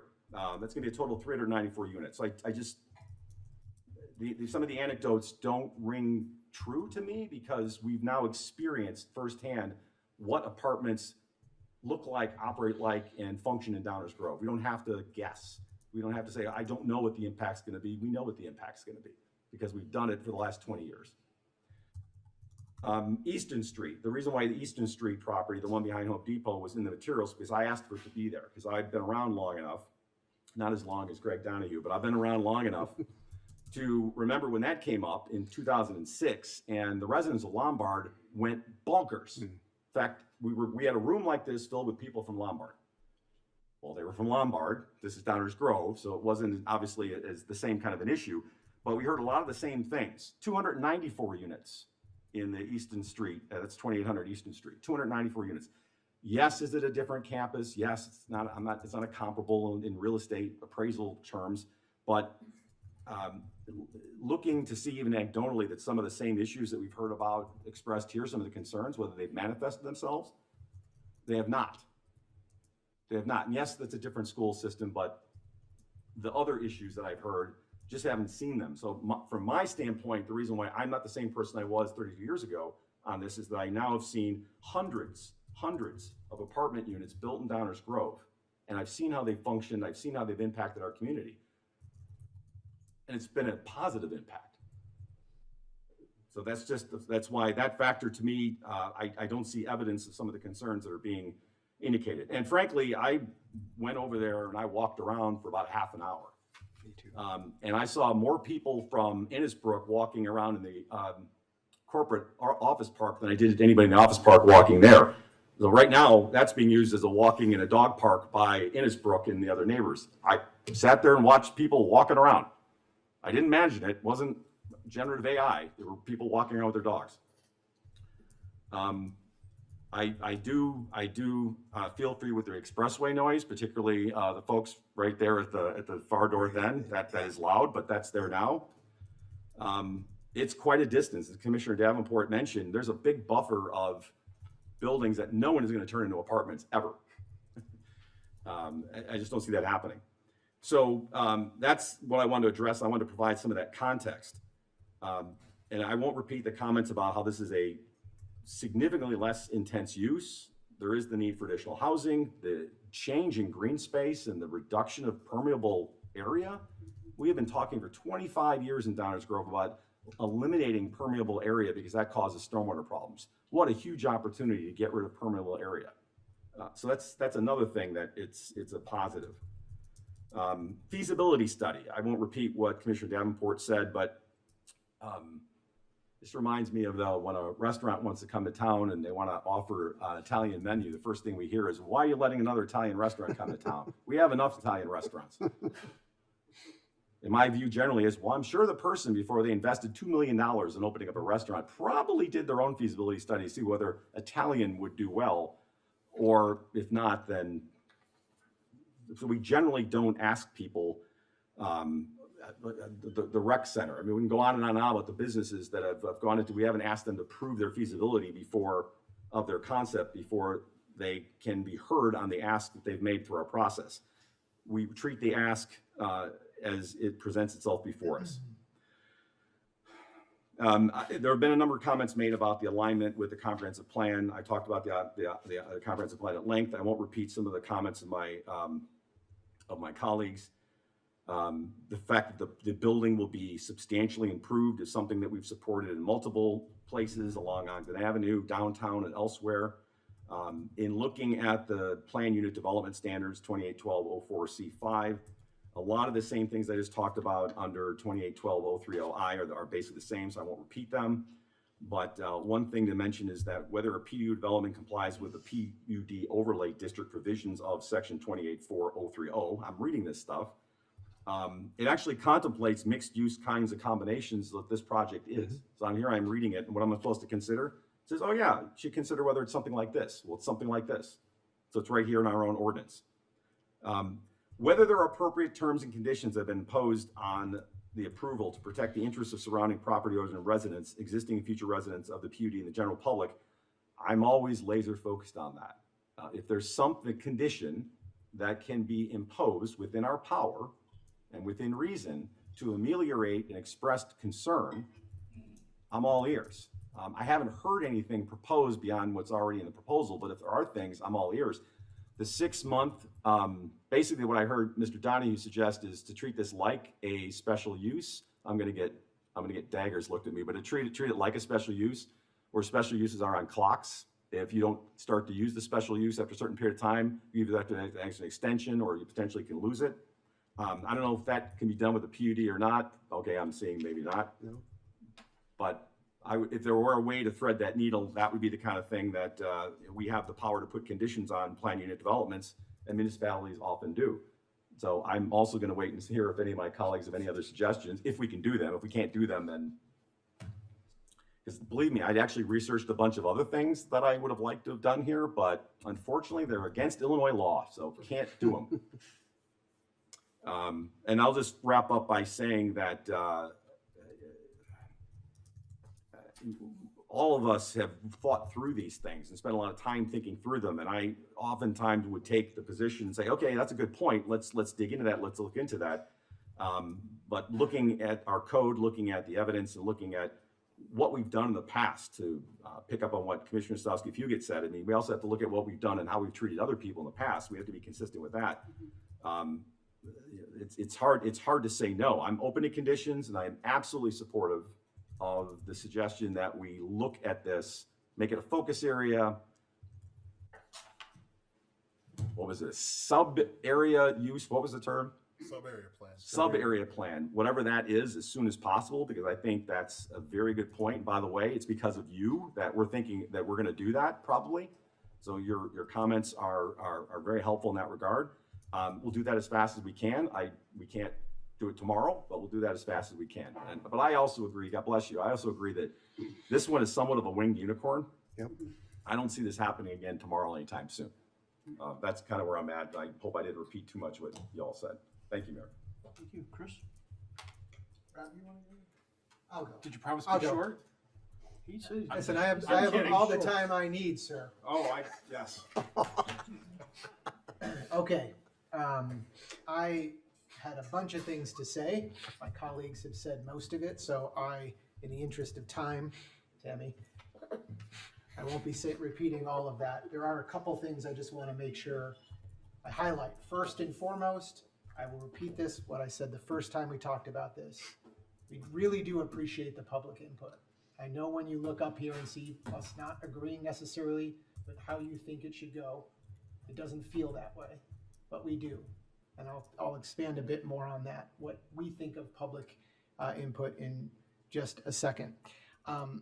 I will say I don't agree with many of the negative predictions that we've heard. There's been a lot of just, quite frankly, false statements made. My blood got up a little bit then. Luckily, you all talked for long enough for my blood to go down again. I will say, renters do pay taxes. I'm sorry, it's in their rent, and that's an obvious thing. The other thing I was thinking about, this may be a little more esoteric, but I think we're all sort of temporary residents here. I don't think we're all sticking around forever. So someone who rents an apartment, as I was able to do a lot of different things with my life. So I think the idea of this apartment and this transient nonsense is, quite frankly, disappointing and just candidly a little embarrassing. One of the things, so what was talked about was the permeable surface area. Again, this is twice as much as what we would expect coming back to us. And I think that is one of the points I wanted to make, what makes this spot unique. Because I don't think, and I should say my office, I have my office in Highland Landmark, so I pass by this twice a day. When this came on the docket, I traversed the neighborhood, I traversed the property to take a look at it a couple times just to get a sense really of just the physical, what this all looks like. I'm not an engineer, but from my, I would say layman's purpose and just sort of looking at the entirety of that office complex, I'm not sure that other buildings in that area would have that much space to give back to us. So on that alone, to me, this feels very unique and makes it kind of a stronger case for reuse there. It is. I won't get into all the school stuff. Everyone has addressed that. I don't know where this idea of things getting redistricting came from. I haven't heard that. I would be shocked if that was the reality. So I'm just going to say that's not true. Maybe someone can prove me wrong. I would say to KLOA, who is a partner of ours for many, many years, who's have to get certified by the state, who put their seal of approval on every report. You know, they are professionals who are not making up their own rules. They are doing it by the standards of the state, and in some cases using data federally and locally, and their own data in terms of traffic counts. The idea that they are shading some kind of report because of who is paying them is just a disappointing insinuation to hear. Traffic's been addressed. We talked about the schools. One thing, there is no current or planned vehicle connection from this site to anywhere else. So that I just want to make sure gets on the record. And it's great to hear that residents are using the pathway there to walk through. And hopefully that will incentivize us to get that trail going or that shared path going. I think what I would just highlight a bit more specifically is the comprehensive plan. And really that's the vision of the village. And there's been a lot of call for specificity in this location, something I think I can get behind if that's the interest of the balance of the council. But our plan does cover this area and a lot of other areas. It may not have a specific carve out for it, but we talk a little bit about Belmont Butterfield and Finley. That sort of has a Butterfield corridor area in there. But the plan is, in fact, the vision. And this is what I wanted to come back to as it pertains to community input. Commissioner Tully, I think, touched on this. I'll go a little deeper on it. But that comprehensive plan is community input.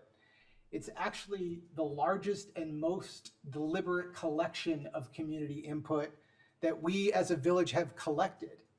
We had seminars, we had workshops, stakeholder interviews, surveys, community events, and I'll say proudly, a community visioning event with more than 1,500 participants from every corner of Downers Grove. That process really helped us shape the vision, not just of this area or even just the focus areas that we highlight in there, but they are goals and key recommendations that we as a council channeled through from our residents on what we want this village to look like and to be. And that is super important here because the plan isn't optional here. The ordinance in front of us requires the council to find this project consistent with that plan. Because when we honor that plan, we are honoring the community voice. It's not just our voices. We are the mouthpiece, but we are representing all of the information and feedback that we got. And I think we've done that. And I think there are 4 areas where we do that specific to the comprehensive plan, 4 passages that really jumped out to me. The first is in the land use plan chapter referring to our office buildings and office parks, page 43 for those of you following along at home. Quote, multifamily development may also occur in and around these areas to promote workforce housing, live-work housing, and hotel and lodging buildings. The second one in the same chapter, page 3738, one of the key recommendations was to facilitate the preservation of historic buildings and neighborhoods and the adaptive reuse of existing structures. And because we're a landlocked community, quote, Downers Grove must focus on strategic redevelopment, infill development, and adaptive reuse to maximize limited land. Number 3, in the economic development chapter, page 59, one of the key recommendations, quote, promote and encourage the improvement and rehabilitation of older buildings in areas which are or are becoming functionally obsolete or undesirable. And chapter 4, or the fourth one, the housing chapter on page 54, under the heading, support adaptive reuse. Quote, within Downers Grove, there may be some potential to convert office buildings with vacancies into multifamily structures, a trend which is occurring nationally, close quote, which, by the way, also is supported by our sustainability plan, which we also put into place rather than tearing that down. So 4 passages on this. A use the plan invites, in its own words, is not a departure from the plan. It's the plan being implemented. And the honest alternative, in my view, isn't a thriving office building. It's a building that sits nearly empty today, competing in a market that our comprehensive plan actually called out might be passing us by, and which our previous comp plan in 2017 warned us about. So I think just given that choice and that on this property, I think it is the choice. I will take the vibrant apartment building over the vacant office, and I will take a property that is maintained and invested rather than one that's going towards abandonment. And the last thing I want to say is something to those who may well live at 1020 31 Street, because I think the conversation has drifted, unfortunately, in many cases, from the project to those people. And I'd rather we say the quiet part warmly. These are 184 homes, mostly studios, one bedrooms. The people who choose them will be perhaps a nurse finishing their shift at Good Sam or Lori's, the new teacher at District 58 or 99, the young adult who grew up here in Downers Grove and wants to stay, or the long-term resident ready to trade their backyard for a balcony without trading away their town. They will be Downers Grove residents the day they move in, with the same claim on this community and the same ability to contribute to this community as anyone in this chamber or at home watching. One of the village's 7 adopted strategic goals, and it's in our long-range plan document, you can see it tonight, is to be a safe and welcoming community where, in its words, quote, long-term residents, newcomers, and visitors should feel a sense of belonging. These 184 households are the newcomers we wrote that goal for. Welcoming can not only describe the people that are already here, it has to describe how we talk about the neighbors that we haven't met yet. So in this project before us, I think it fits the rezoning, our collective objectives, meets the standards for both rezoning and the PUD, and I do intend to support it. Thank you. Thank you, Mayor. All right. Well, Chris, you read through the comp plan for me. Appreciate that. Yeah. Martin, I agree with you that this is an alicorn for an application here. That's what you were getting at. Well played. Thank you.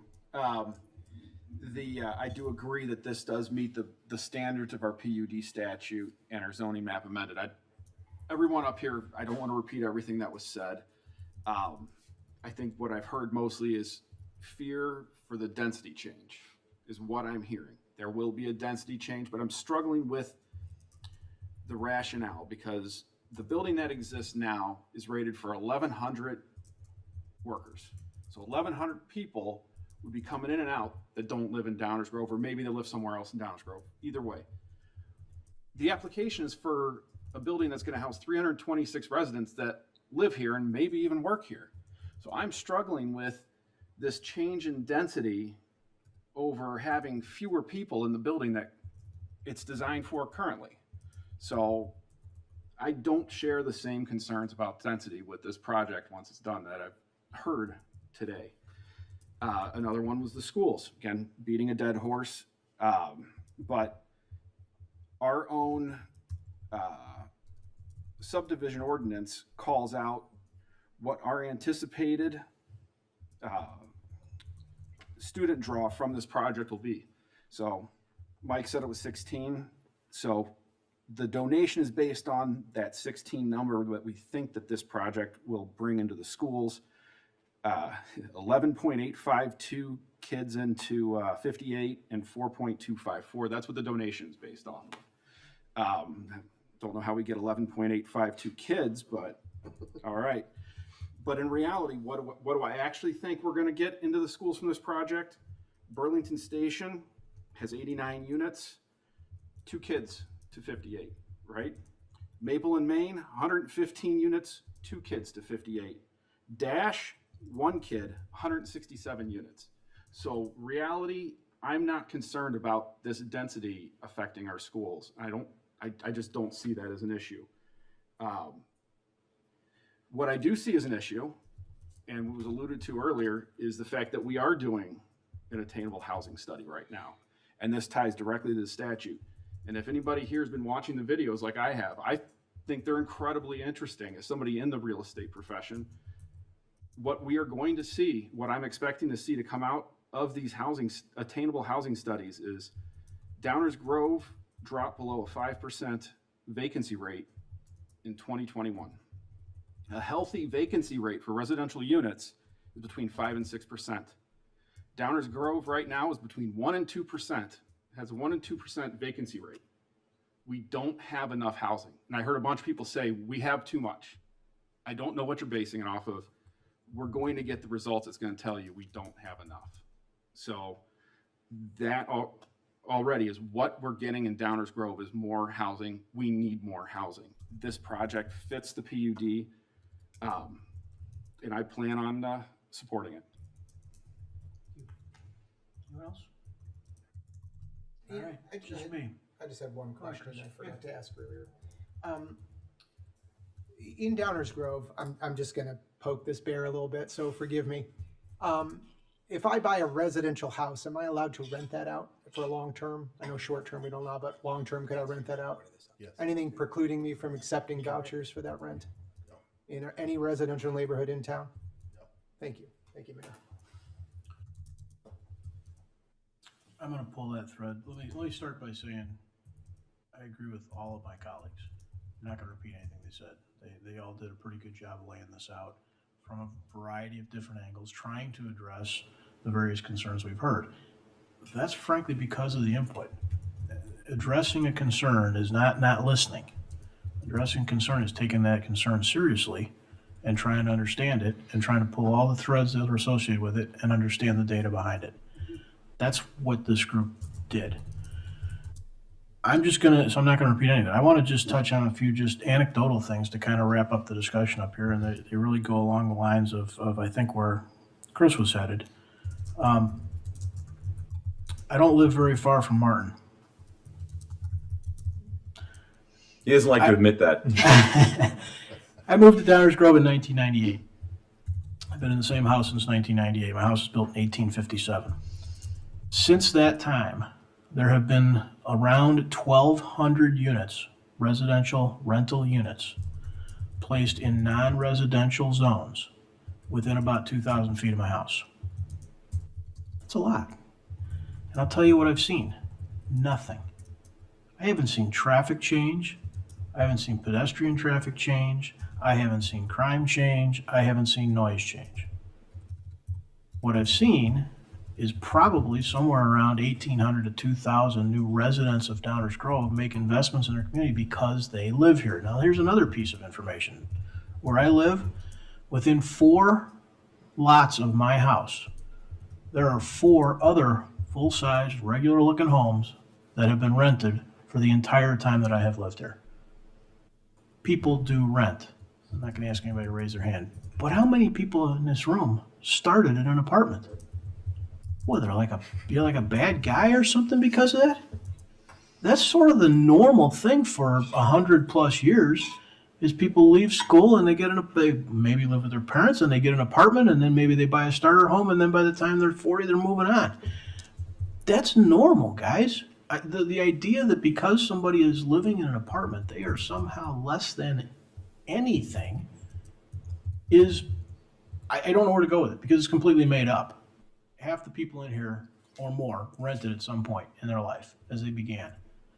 I just don't understand that. And it kind of sits with me wrong. Because whether you think we need more housing in Downers Grove or don't think we need more housing in Downers Grove, when I moved into town before all those things came up, there were apartments in Downers Grove. Were those people somehow less valuable to our community because they were living in an apartment? That's nonsense. And some of them, I know for a fact, still live in those apartments. They're here as long as anybody that lives in a house does. Because they choose that. Here's another little side fact. I don't know about the percentage in Downers Grove. The Fed talks about up to 50% rentals, but there are absolutely professional financial advisors who make solid cases for the idea that you should never own a home. That is not made up. There are different choices. People make different choices based on their life and their personal values. There's a host of things behind that. But if you're just talking about pure math, it is not unreasonable to simply choose not to buy a house. It's true. This idea that renters shouldn't be my neighbors has got to stop. Because here's the other fact. everywhere in Downers Grove. Leslie talked about her home, I talked about mine, Martin talked about his. We're gonna find from this housing study that we get that there are rental units, some big, some small, all over the community. You would be hard pressed to, if you chose to go looking for it, to find that you're really that far from any rental units. And I think that is the one thing that I felt worth commenting on. Everybody else hit on the details. The fact is, we took people's concerns to heart. We dug into the details, and there's good reason to believe there may be not well-founded concerns. But this thing is a purely attitude thing. And I think we got to think that through, guys. I'm supportive of this. I do want to add that, Chris touched on the comp plan elements that are clearly at play here. What I think I can say, at least for my involvement in that, is I don't know that I envisioned the idea of an entire complex converting. I think we thought of one-off buildings because there absolutely are those around. But that's not the same as, for instance, all of Highland Landmark suddenly becoming all apartments. I don't think that process was fully thought through. So I am entirely supportive of anything we might choose to do up here that looks or sounds like pauses or slowdowns or additional planning or moratoriums or whatever they might be that the team over there believes we can actually both accomplish and stay consistent with the law on. Because I think it probably needs a little more thought in terms of this domino possibly rolling thing. But Chris is absolutely right. This is all over the plan. It's all over the plan on purpose, not accidental, on purpose and vetted through almost 2 years worth of public input. So that's not immaterial to this conversation. Anyone else want to add something? Chris, go ahead. Thank you, Mayor. Just a question. Is a petitioner here available for a question? Yeah. I'm just, we did get a good question about timeline. Yeah. And I wonder if you could give us any insight into So that. yeah, so I think the code requires us to provide final PUD plans within a year. And so a final PUD site plan, so we would have to comply with that or the PUD lapses. After that's the building permit process. So my understanding is that if they get this approved, they would have their architect who's sitting right there draw up more detailed floor plans and site plans and building plans and submit those for review and approval. Obviously, these guys want to get started as soon as possible. They have to get the financing in place, and that may take a couple months. Sure. But I don't think that's going to prevent Eric from getting the plans ready and submitting for the building permit. Okay, thank So, you. yeah. Appreciate that, thank you. Anything else? I'll just, Go ahead, Mike. to folks that are concerned about the schools, if you haven't talked to your school boards yet, as a former board member, I can tell you, they want to talk to you, they want to hear your concerns, and in my experience, they're already out in front of a lot of these concerns that have been expressed, and they're grappling with, I know, budget concerns at District 58, but make sure you're having conversations with them, because this really isn't the best forum to talk about class sizes and overcrowding and the physical nature of the schools. So they want to hear from you. So please do so. Thanks. Okay. Rosa, please call the roll. Commissioner Tully, Aye. Commissioner Sadowski Fugit, Aye. Commissioner Rowe, Aye. Commissioner Sarver, Aye. Commissioner Davenport, Aye. Commissioner Gilmartin, Aye. Mayor Barnett. Aye, that motion passes unanimously. Is there a motion concerning rezoning? Mayor Barnett, I move to rezone certain property located at 1020 31st Street, known as Forest Trail Luxury Apartments, as presented. Second. Are there any additional public comments? Council comments? Martin? Just want to correct that in my comments earlier when I was talking about the reduction in permeable space. Of course, I meant impermeable space. Impermeable. You knew. You knew what I meant. Thank you. We did. We knew where you were.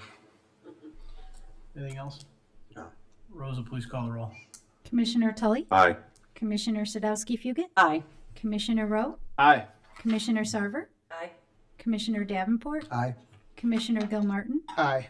Mayor Barnett. Aye, that too passes unanimously. That ends our active agenda. Item 7 on the agenda tonight is a first reading. This is the portion of the meeting where we take up items on which we do not plan any formal action for tonight. These are items only for discussion this evening. Dave, what do you got? There's one item on the first reading agenda. It's an ordinance rezoning property located at 4908 Cross Street. This is a property that's currently zoned R1, came into the village as such in about 2012. They're looking to consolidate 4 lots down to 2. They would do that administratively and then rezone it to R4 to allow the construction of a couple of conforming houses. This is similar to a rezoning we did on this same block just a couple of months ago. I did my best Stan Pop imitation right there. If you'd like to see the real deal, we will go through it. But I think the council's been, I know the council's been briefed. I think everybody's familiar with that. We're happy to answer any questions or do an on-demand presentation from Stan. Thanks, Dave. Any audience comments on this item? Okay. Council comments. Leslie? My only comment is, I know we always appreciate lot consolidation, so this feels like a pretty easy one. Thank you. Anyone else? I think the background of this one too is, when this lot was brought in 2012, it automatically got rezoned as R1. I remember this from the last time. We've also set precedent on this exact same project down the street. So I'm looking forward to supporting this one next meeting. Mike? Yeah, it's going to allow for 2 new homes to get built. So, on topic. Mark? I just want to echo what was said, that it was only zoned R1 because that's the way it came in by default. It probably would have been rezoned differently had it come in a different manner. Lot consolidation is always encouraged for all those reasons. It meets the criteria. And when I gave that little speech earlier about how other people asked us to do things, here's an example of where somebody came to us and asked us to not only consolidate but also rezone. And it goes through the same process and we apply the same criteria, which I won't reread because I did that at length earlier. Thank you. Thank you. Okay. That ends our first reading tonight, Mayor. Thank you. Item 8, Attorney's Report. Thank you, Mayor. Only one item tonight to present, and that's an ordinance rezoning certain property located at 4908 Cross Street. Thank you, Mayor. Thank you. Item 9 on our agenda tonight is a manager's report. We are going to continue some of our planning processes under the manager's report, but you may have noticed there's a different looking table in the middle of the room at the back. So for those that have stayed, if you guys would, we're going to take a brief pause. If you would step out for just a moment, allow us to flip some chairs around. We're going to reconvene at the back of the room. I'm going to use this opportunity to use the facilities.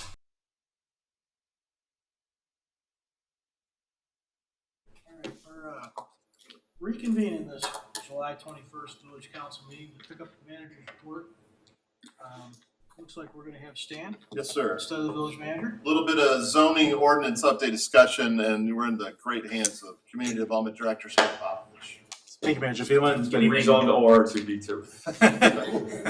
So remember, guys, tonight, the point of tonight is to not settle anything, right? Not draft the ordinances, just sort of get some general direction and probably hear what kinds of things are on our minds that folks should be worried about or concerned about as they try to draft stuff. All right. Thank you, Mayor. I appreciate the introduction. As you mentioned, this is a continued discussion on a priority action item for the village to update our zoning ordinance. This is all based on our guiding DG plans that were talked about a little bit earlier tonight. So just to provide a little bit of a background, this is our agenda for tonight. We're going to talk about activities we've already completed to date on this project, digital signs, accessory dwelling units, missing middle housing. We'll touch on that a little bit. Home daycare regulations, and then we'll just do a quick next steps and schedule as we continue on the project. As the mayor noted, we're just looking really for some feedback tonight to help staff move along the next steps in this project. So to sort of recap where we've been, we've already been to the Planning and Zoning Commission 2 or 3 times to go over environmental sustainability topics, parking, and then typically what you guys will see is every year so we bring some minor clarifications and modifications. So we've talked to the Planning and Zoning Commission about those items. As we move forward, we're going to be looking to talk about digital signs, housing, and mixed-use development, which is really about the zoning use table that's in the zoning ordinance. So we're going to go ahead and start off with digital signs. So this is also a priority action item. It's come melded in with the zoning ordinance because signs live in the zoning ordinance. So this is from our plan. It talks about the project will consist of amending portions of the sign ordinance to allow for digital signs in selected areas or for selected land uses. So currently, These types of signs are prohibited throughout the village. In reviewing the options, whether we go with land-based area or if we go with uses, staff believes that the location-based model off of zoning ordinances, off of zoning districts, would be the way to move forward. So what you'll see tonight is a concept with that where we base it off of zoning districts. So the first key concept would be to allow digital signs in the business districts, office districts, manufacturing districts, and institutional districts. So that's on Ogden, the office park areas, our Ellsworth Industrial Park, the industrial park to the north of Butterfield Road. And then institutional does include the schools, and both high schools are institutionally zoned right now. The concept here is to maintain that prohibition in residential districts, the downtown districts, and the Fairview districts. Some key characteristics of this concept would be that digital signs would be allowed as freestanding signs only. You could have one per lot. We would use the existing zoning ordinance in terms of height, area, and setbacks.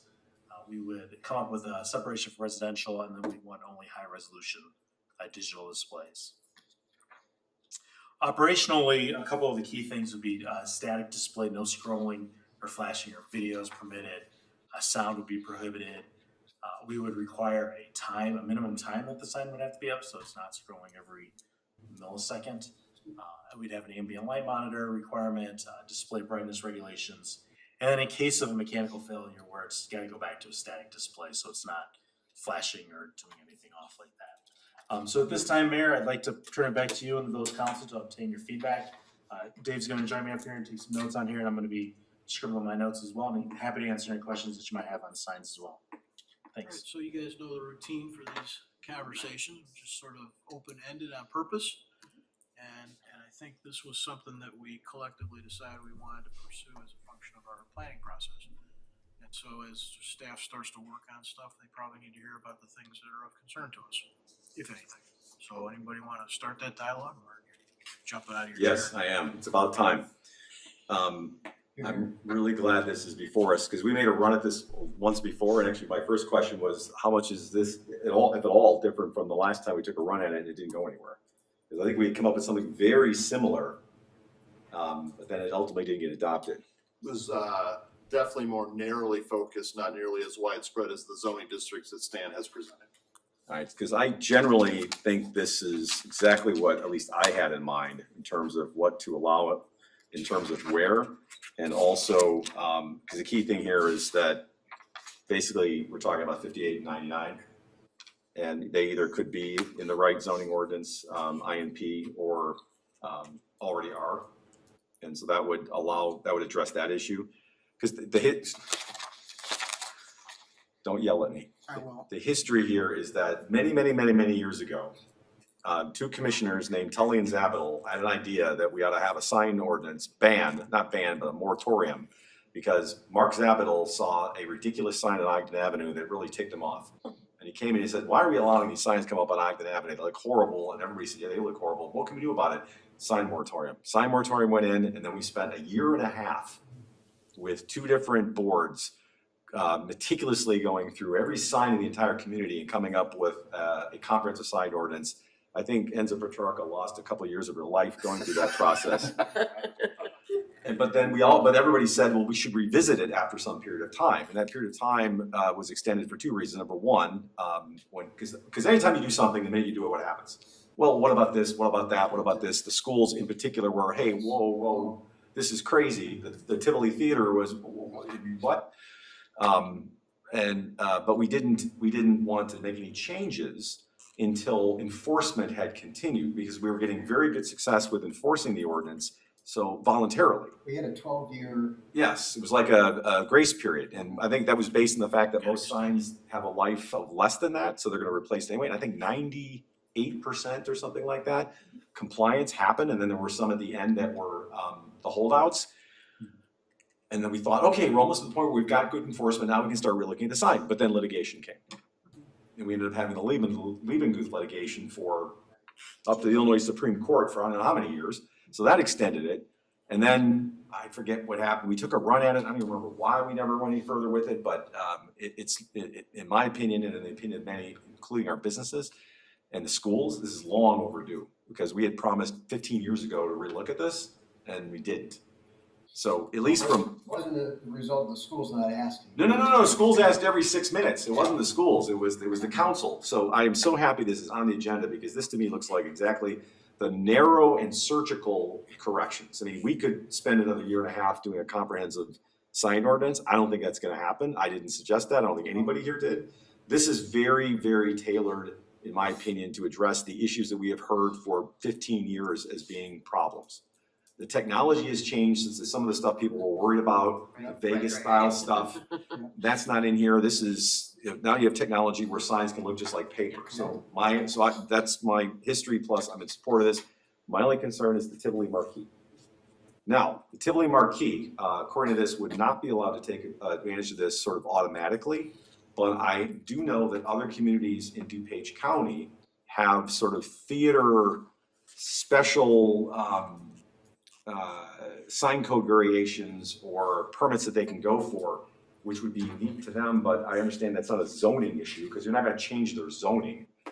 But would there be a way to do that? And what I mean by that, and Chris Johnson will tell you, and I encourage you to talk to him, they've gotta get somebody in the middle of winter, get up on a ladder, and some kid threaten his life to do that, where other places could have basically technology that would look exactly like the marquee today, but they could change it inside, and it wouldn't be flashy, it wouldn't distract anybody. But that's the only concern I have, is if we can find a way, and then there's apparently precedent for this. In Arlington Heights, some other, Elmhurst and other places where they've done this. And it's either a sign code variation request or a special permit, so they don't get it automatically, they'd have to come and go through a process. But I don't think it requires, and nor would we want to change underlying zoning, because it's dumb and wrong. But I would really like to have a path by which that could happen. And it's not gonna be, I mean, how many businesses are we talking about? A handful, maybe it's the Tivoli, and it might be the Masons. Gaslight. Maybe. Can I build on that a little bit? Like, do we wanna, I'd be interested in talking about beyond just theater, so. Well, sure, but So- that's my This whole, stake in the ground. I mentioned before this idea of long-term, like, we have the rec league going in over here, creating this sort of entertainment sort of district. I mean, over time possibly, seems like there might be other uses that it might fit in with as well, in areas in the, welfare district. Sure, as long as we don't, I don't wanna throw the baby out with the bathwater by opening up into some big comprehensive, because that's gonna quickly spiral out of, if we can keep it tailored, but sure. The other question I had regarding the schools, so I know that both the D99 properties are IMP. I think all the other 58 properties, are they now IMP, or are they still residentially zoned? And they're an allowed use in the residential? It's split. The 58 schools are split. So the middle schools, when they came back in for their most recent improvements, those became INP. And then there are certain elementary schools, elementary schools that are INP, and I believe St. Mary's may be INP as well. So they are split between our districts and INP districts. Are all the schools eligible to apply for an INP district? Yes. I wonder why they haven't with some versus others. We're speculating, right? Usually it coincides with other planned development activity. So this could be something that spurs that on, and that's not that's not putting a heavy lift on them. Typically, because the elementary schools on a smaller parcel of land, they usually don't have the more rigorous submittal requirements for a larger INP zoning classification, like with the high schools and with some of the larger institutionals there.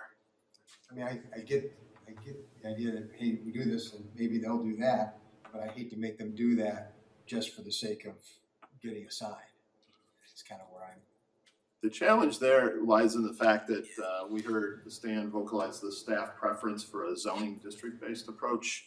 And because they are in residential districts, if we try to apply that concept here, that would, I think, have unintended outcomes.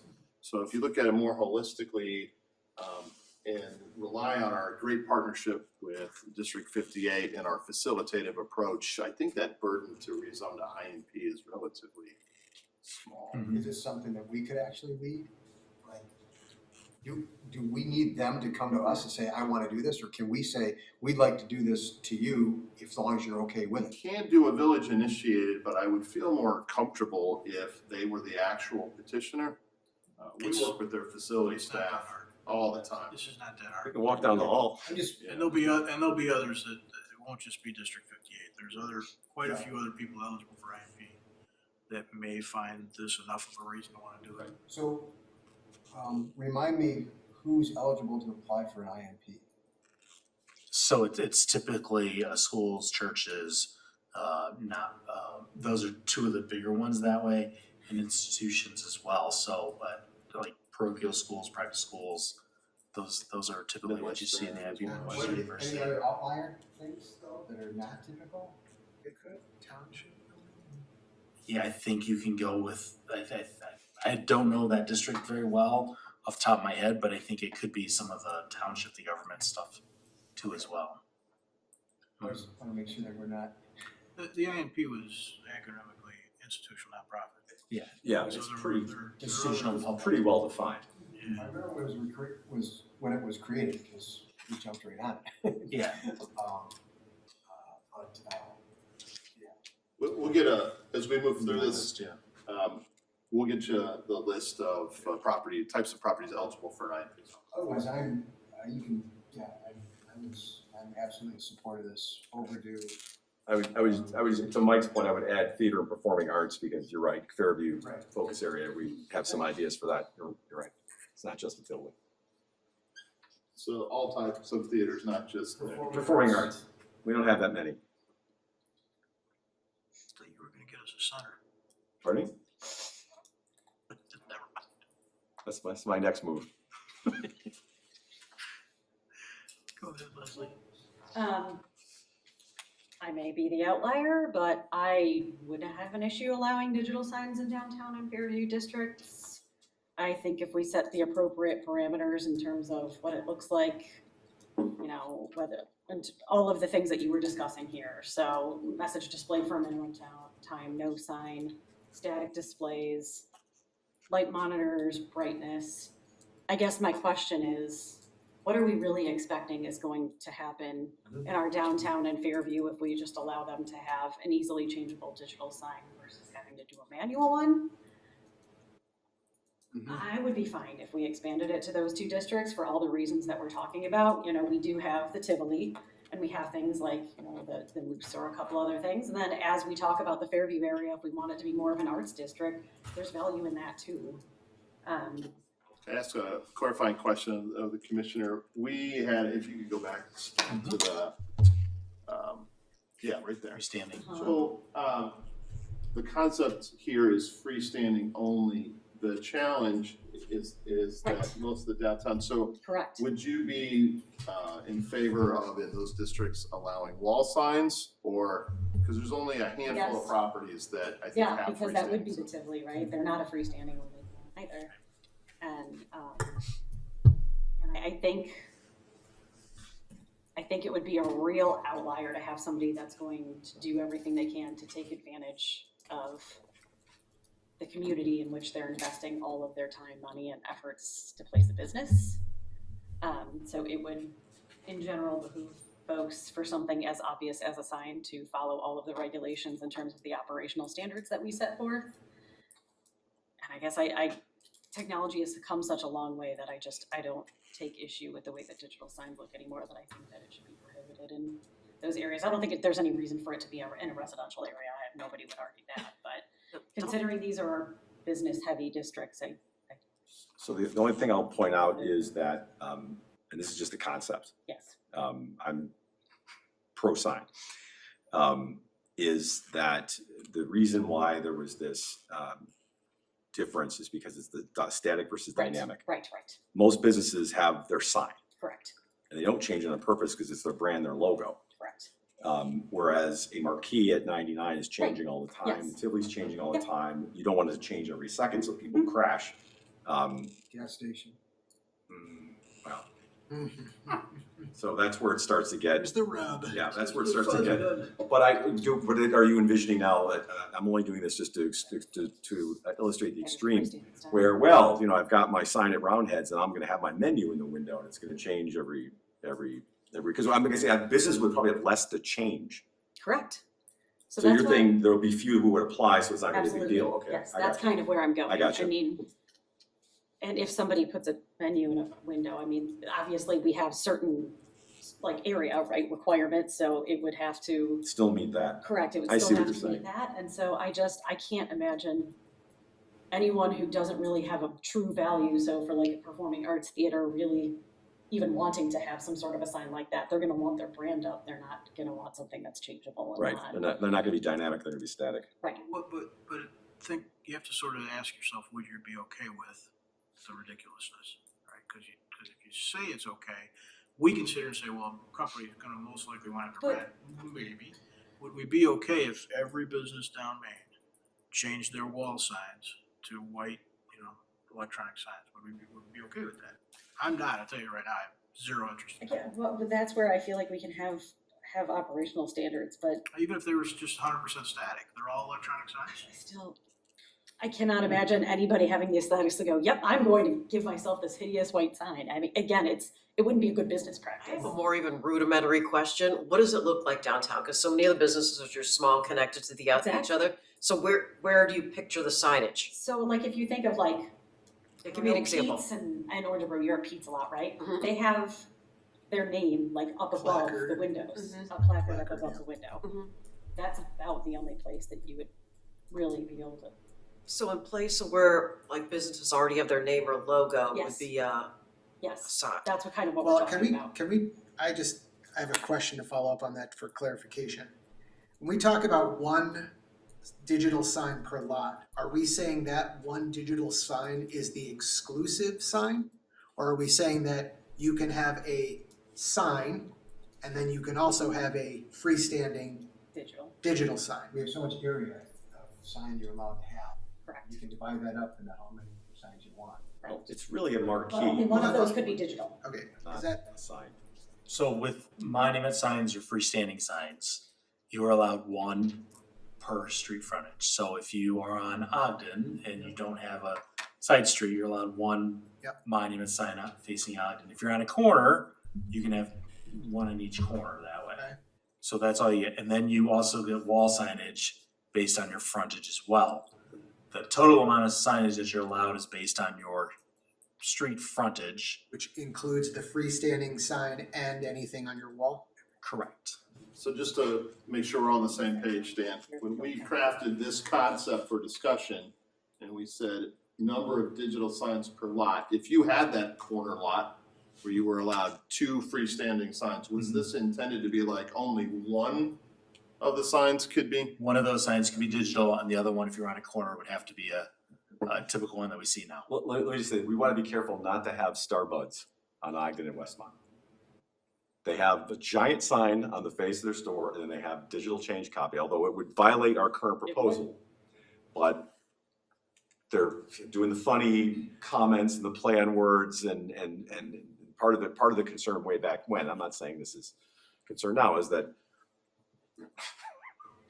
But again, that's a freestanding sign, right? And it wouldn't be in agreement with our operational standards. Plus, a lot of those signs, the purpose of them is to try and catch people as they're driving. And it's gonna be fundamentally different if you're a downtown or if you're a food business. You're not. We get a trying- lot of traffic through downtown. You do, but your purpose for a sign is about not gonna try and be catch people driving. How many downtown businesses have asked for having a digital sign? they've asked for, and the chamber isn't as vocal on this as they used to, the chambers, oh, damn it. They're just not as vocal on this as they used to. But they used to ask, it was more not this, it was more about size and letterings. I mean, you guys know better than I do. It was for the static signs. That's what they wanted more leeway with. Stan, have you fielded calls lately for digital sign? I have not fielded any calls recently. Typically what we'll have is gas stations will ask us about swapping out their signs with the changeable numbers to a digital sign is what we typically will receive. So what? For the pricing? Pricing, yes. So what I'm seeing, what I think we've put up here, staff's put before us, is something that's most responsive to basically the requests that we've received over the years. You know, I don't know that we have a lot of downtown businesses, or we have many in the Fairview that would be asking for this sort of thing. And so I've got no problem leaving it out for now, other than the fact that I'd like to address the performing arts Tivoli sort of aspect of this.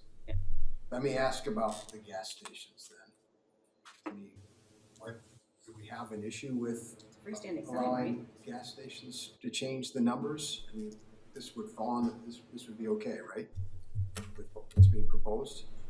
The intention would be is they could have one sign that would have the digital pricing on it, yes, with freestanding signs. So, but if you were at the corner and you had two signs, you can only do one of them. I think that's silly. I think that's weird. I think it's ridiculous. Yeah, I'll just say generally, I think I need a clearer understanding, and I'll take a little heat if this was part of our homework, but of just what the current ordinance allows, and so that I can apply what we're suggesting to different buildings in town. Like I just don't think I have a handle on size and lighting and all that stuff to start throwing out ideas, because yes, all of that sounds fairly conservative, restrained, and I understand the concept behind it, but I guess maybe I'm just a little more visual. I mean, it's a sign. Yeah, we've So I done, can see that. Yeah. That's just the next step too, is what we're gonna expect. Our Because details. the other This is thing I'm kind of the thinking, brainstorming. which I don't wanna open this can of worms, Yeah. I'm gonna, is we talked about I think one of the things said about lighting and how bright it can be, whatever. Well, we've got strip lights that are going in windows that are super bright, and so maybe this is an opportunity to look at some of that too. I don't wanna, again, completely retool everything, but if this is a lighting-based decision, then I think maybe there are some other components that would make sense to look at. Just a couple of thoughts here. Freestanding, monument, wall, and window signs are all different things. So we were just talking about wall signs, and somebody mentioned putting signs in windows. Yeah. We've taken this to be wall signs and definitely not window signs unless you tell us to consider that. There are a lot of non-conforming window signs throughout commercial stretches, which Stan and his team rigorously work to facilitate compliance. We could drive down one side of Ogden Lake, paint the Golden Gate Bridge, and come right back. Yes. But I just wanted to add that for context. Requesting BB guns, Stan? I approve. so one of the next things, it seems like it would be reasonable to do a few mock-ups, right? Sure. I mean, we've done that Yeah. lots of times with lots of things. Like with the ADUs, we did that. Yeah. That was helpful. Right. The only thing I'll say is that when we just picked this high priority action on it, we did it narrowly on purpose.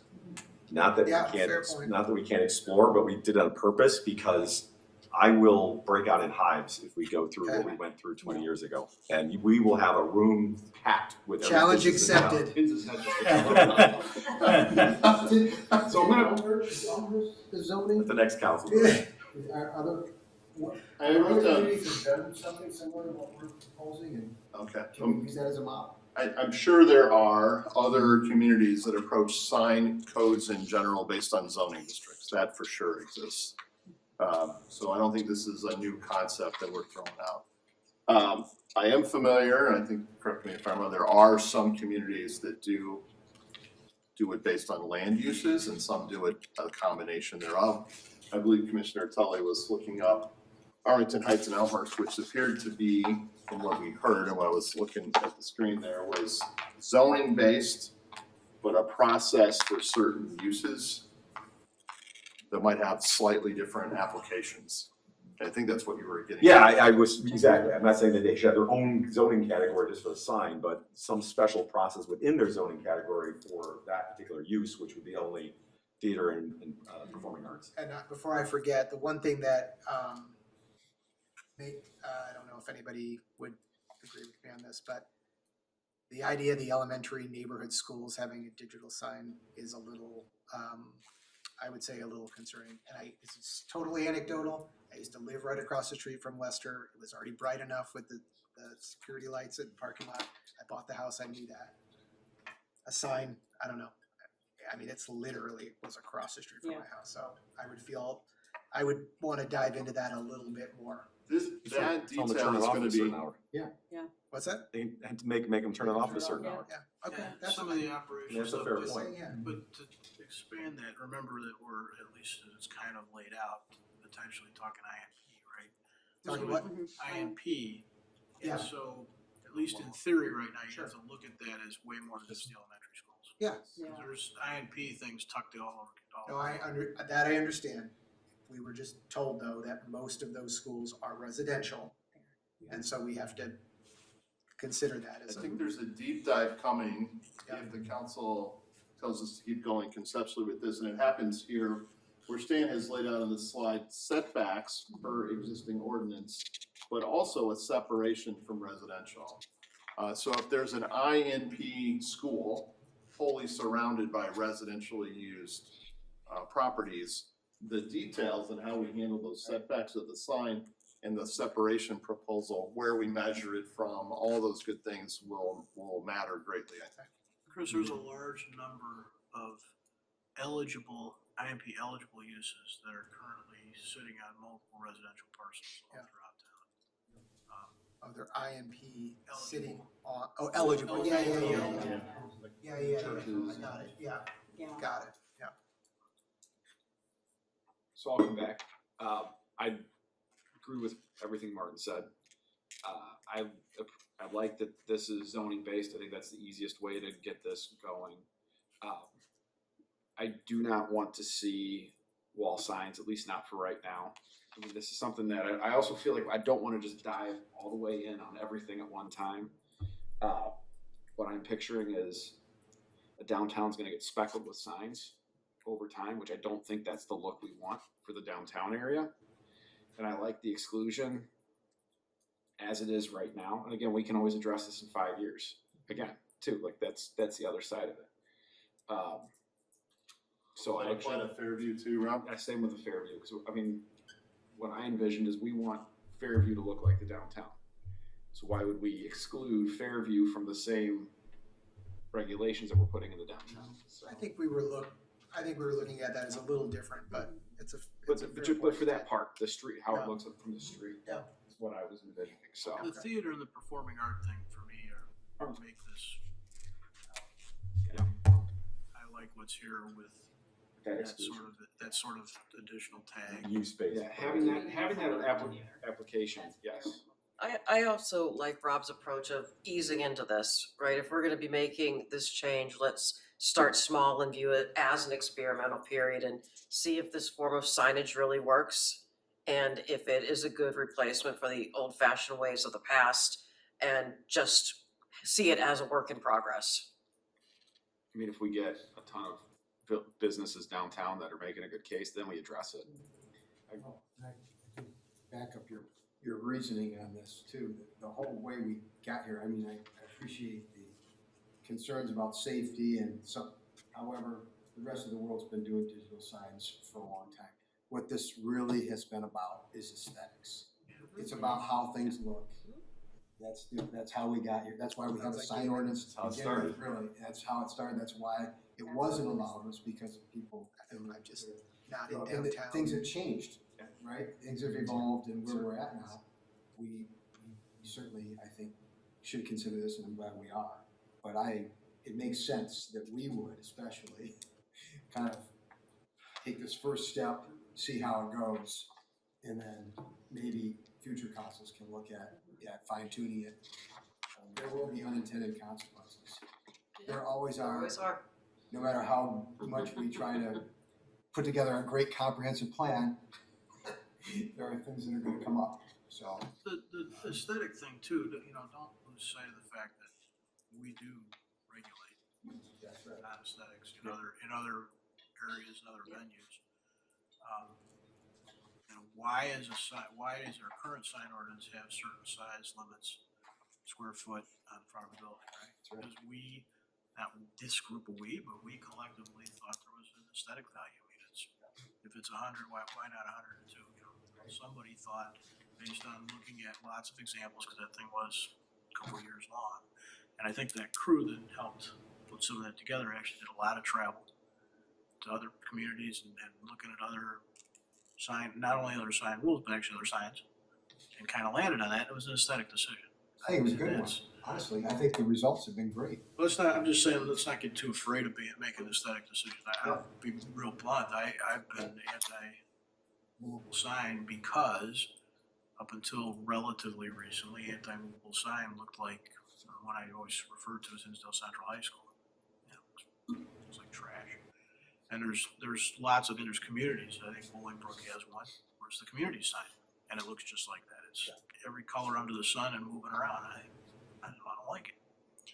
I think there's enough elements of technology change that in my mind start to flip the tipping point on the usability and convenience for users.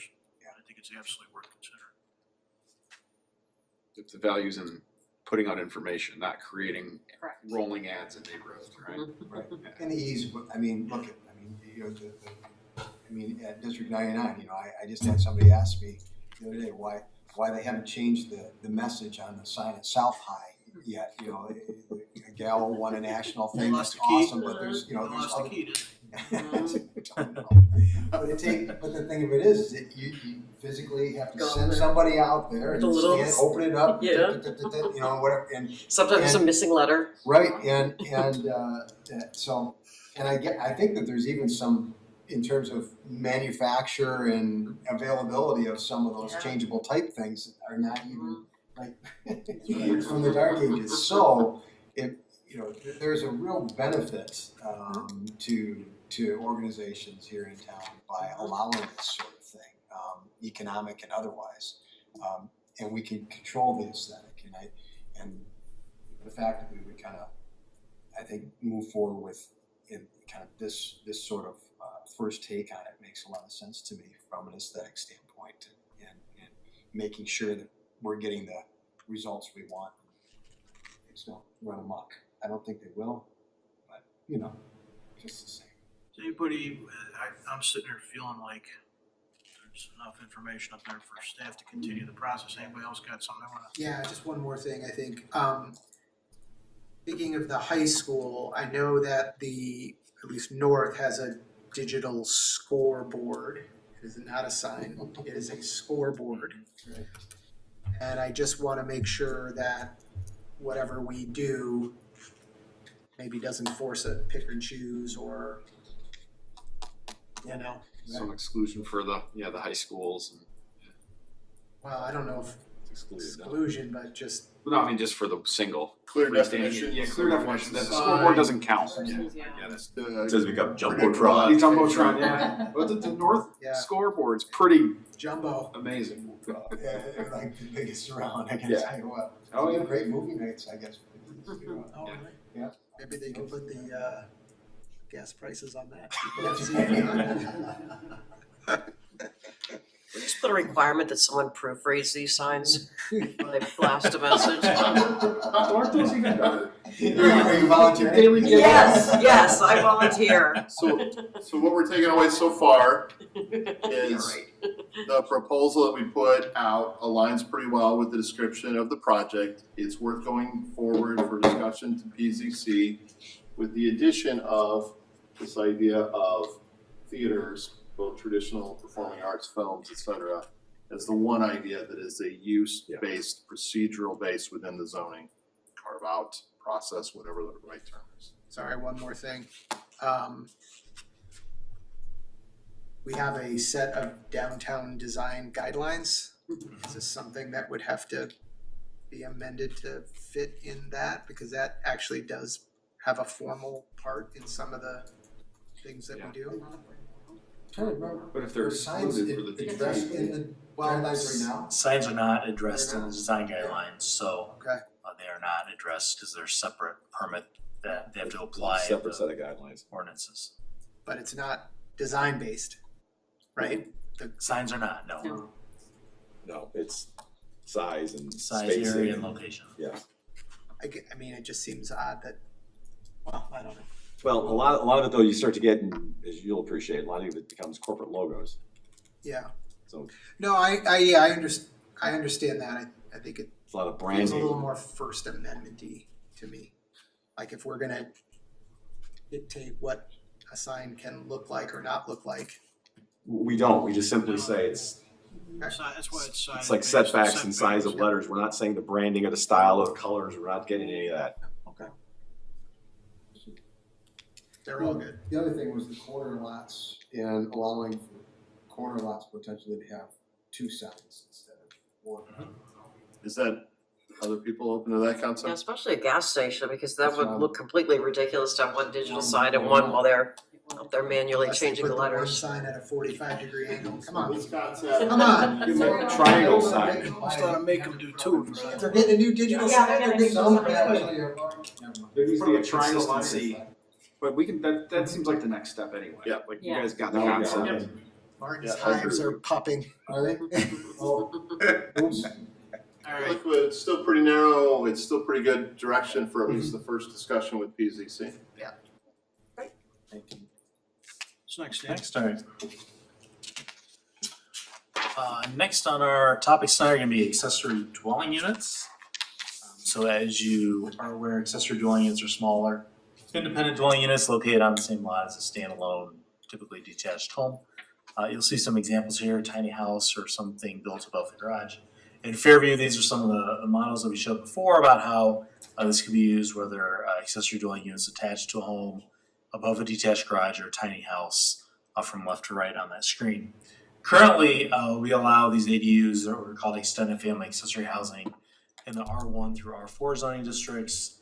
And then we modified the regulations to allow a little bit more liberal application of extended family accessory housing in the Fairview Transitional District when we redid the Fairview zoning within the past 18 months or so. So these are some of the comparisons between the R1 and the R4 through R4 and then the FT zoning districts. So in the R districts, their special use is permitted in the FT. We do allow them to be in a principal or accessory structure in the FT, whereas within the R districts, they have to be attached to the home, whether that's in the basement, behind the main house, but it's gotta be attached. Some of the other differences are for occupants. In the R districts, one occupant has to be at least 62 years or older or disabled.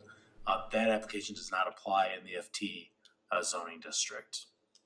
Some of the other changes too that we see here are that, with the R districts, because it's a special use, it requires an annual inspection or an affidavit. We do the affidavit. We don't go out and do inspections annually on these items.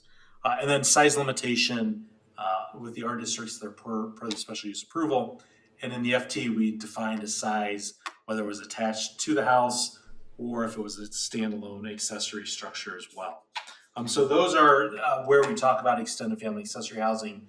The key point here, though, going back, is that the occupants have to be related by blood, marriage, or adoption or civil union in all these cases. So it's an actual relative as opposed to a renter or somebody else that's not related. What we've also talked about a little bit in some of our attainable housing stuff with our focus group, and we'll talk about that more when we talk about the attainable housing study that's coming in August, is this missing middle housing, which as you see in this this graphic here. Opticos actually came to our focus group and our expert panel earlier this month to talk about missing middle. So it's everything from duplexes and triplexes to four flats, all the way to smaller apartment buildings in some of these areas. So I'm not going to talk about missing middle tonight. That'll be coming out with the attainable housing study. But again, this is something. Yeah, this is Opticos. This is not my graphic. I put them in there. So, but that was in their presentation, so I stole it from their If presentation. it's So. the animation, I know it would have been. Oh, for sure, yeah, of course, I appreciate that, Commissioner. So a couple of questions about accessory dwelling units, just to start the conversation, was if there's any changes that we want to consider, eliminating the special use requirement, expanding other regulations, eliminating occupant requirements. If there's other topics that the Village Council has like to talk about tonight, that'd be great. Thanks, Mayor. Please stand. Can I ask a preliminary question? Sure. What's the difference between an ADU and a tiny house? I'm just looking at the drawing on the first page. It's tiny. See that? It's attached to the structure. So. No, it's not. So they're both considered accessory dwelling units. An ADU could be a number of things. One of those could be a tiny house. Then why the separate drawing in the middle? Well, in my mind, because the one in the middle, somebody converted a garage as opposed to the one far right, somebody built that. Okay. Put a Tiny slab houses down. are also Okay. a separately regulated The thing left in is our Mike building Seaver. codes right now. Okay. The middle is the fonts, So it's the right's a granny shack. Okay, thank you. You're welcome. Perfect. I do want to go back though to something Commissioner Davenport said, and maybe Stan could address it. I think a tiny house in our building code is also slightly different. Correct, so tiny house has different regulations. So that's a legit name. It is a legit name, and in the building code, in the building code, I'm gonna play architect, so please, I think I know enough to be very dangerous. So in the building code, each room has to have a certain square footage. But with a tiny house, we adopted that amendment, or that appendix to the building code, that it eliminates some of those square footage requirements. So you can sort of combine the, kitchen has to be X square feet big in a regular house, maybe not, Yes. yes, right? But in a tiny house, it does, you can mush them all together and make a tiny house. Did I say that? Okay, Commissioner? Yeah. Okay, So we, thank you. my recollection on this was after the Fairview was that we were gonna see how this played out. I don't know if we have seen anything play out there to make any adjustments to anything. So do we think it's because something's not right in what we've done? It's because of the occupant. Yeah. And let me just say I- that I don't know how we go with that, given the discussion we just had tonight. Well, when you say that, We're going to have a discussion right now. So the related by blood, marriage, adoption, or civil union. So why are we requiring that? Why, what are the consequences? Who are we trying to exclude? I'll That's just a be great blunt. question. We're trying not to change density and turn everything into 2-unit, no restrictions on rental. Our current residential, so this goes to even, people start getting concerned about traffic, for instance, right? So density, right? And we talked about this tonight, what's the potential density of the homes on my block? I can tell you that potential density right now is probably about 25% of what actually could be there. Yeah. So the idea that people would be putting in an ADU and it would suddenly have a huge impact on the density in the neighborhood is, you know, any number in any, like, I used to have 4 kids in my house, there were 6 of us, now there's just 2 of us, right? So, I mean, this is not something that's really going to affect density, and I don't believe it has in other communities. Also, this is something that's really expensive to do. Let me just tell you, Sure because this is my lane right now, and I gotta tell you, it's brutally it's brutal right now what it costs to build. And so the notion that somebody's going to put up a $300,000, you know, ADU in their backyard. Oh my God. Exactly. Serious. In a lot of cases, you're better off buying a new, larger house than you are adding on your current one, yeah, for the most part. So you're. so that begs the question though. Yeah. That begs the question of think, why are you trying to do that? Yeah. If no one's gonna do it. Right. I thought the need was, we wanted to be able to provide people to have their kids, their elderly parents, their Yes. disabled relatives So I- live there, so I Can I am answer the completely question? about getting rid of that everywhere. But once you get rid of this, what are you trying to solve? You're trying to put rental units in everybody's backyard? And you're saying it's too expensive to do it, so why are we trying to cater to it? It still might pencil out for somebody. Well, I don't see a reason to exclude it. It's unlikely to happen. aren't you, Mike, dealing though in a market, the people that have come to you and the analyses you've done for people? Yeah. Are people who aren't they most likely do that to add to their current property? As opposed to, I wanna create a rental tool, Correct. right? Cause I could I mean, buy it's a still client. tiny house for a hell of a lot less than redesign a garage That's right. wall, right? That's right. So if my purpose is to have a rental tool, that's very different than the purpose most people, at least currently in Downers Grove, are building and adding on to their garages and back of the houses for. Sure. So that changes that price point a lot. When you say it's $300,000, yeah, because I've blended the architectural style of my house and made sure I've got a real thing that's mine. That's very different than I got room for a tiny house that I can rent for. I was reacting more to the density question, the idea. Yeah, that you have to this is be more- building something larger in order to I accommodate. think it was I think, the way I recall our conversations about this was what we were not sure we were ready to just allow was people just creating rental units all over. Because you have residential sizes and lots. And Sure. I can rent my house out. But that's not the same, that's It's not the one, same. that's one unit, now we got two separates. And it's unrelated, and what I think. And maybe we want to change. Maybe we want to change it. I think that's how we got here. It's multiple families in one lot, so you're in your house, your neighbor has a unit, separate unit above their garage, now you've got a new two flat next door instead of a single family house. Flag lot without the flag. Flag lot without the flag. That is. And, Well, No, a flag lot, isn't that typically somebody who would buy that property and own it? Yeah, so it's not exactly like a no, it's not flag. exactly. but it's the same Same concept, concept. just, it's a renter instead of a owner, which I don't is. think I have it's no a problems renter with thing. renters. I think I We made know. that clear earlier. Me either.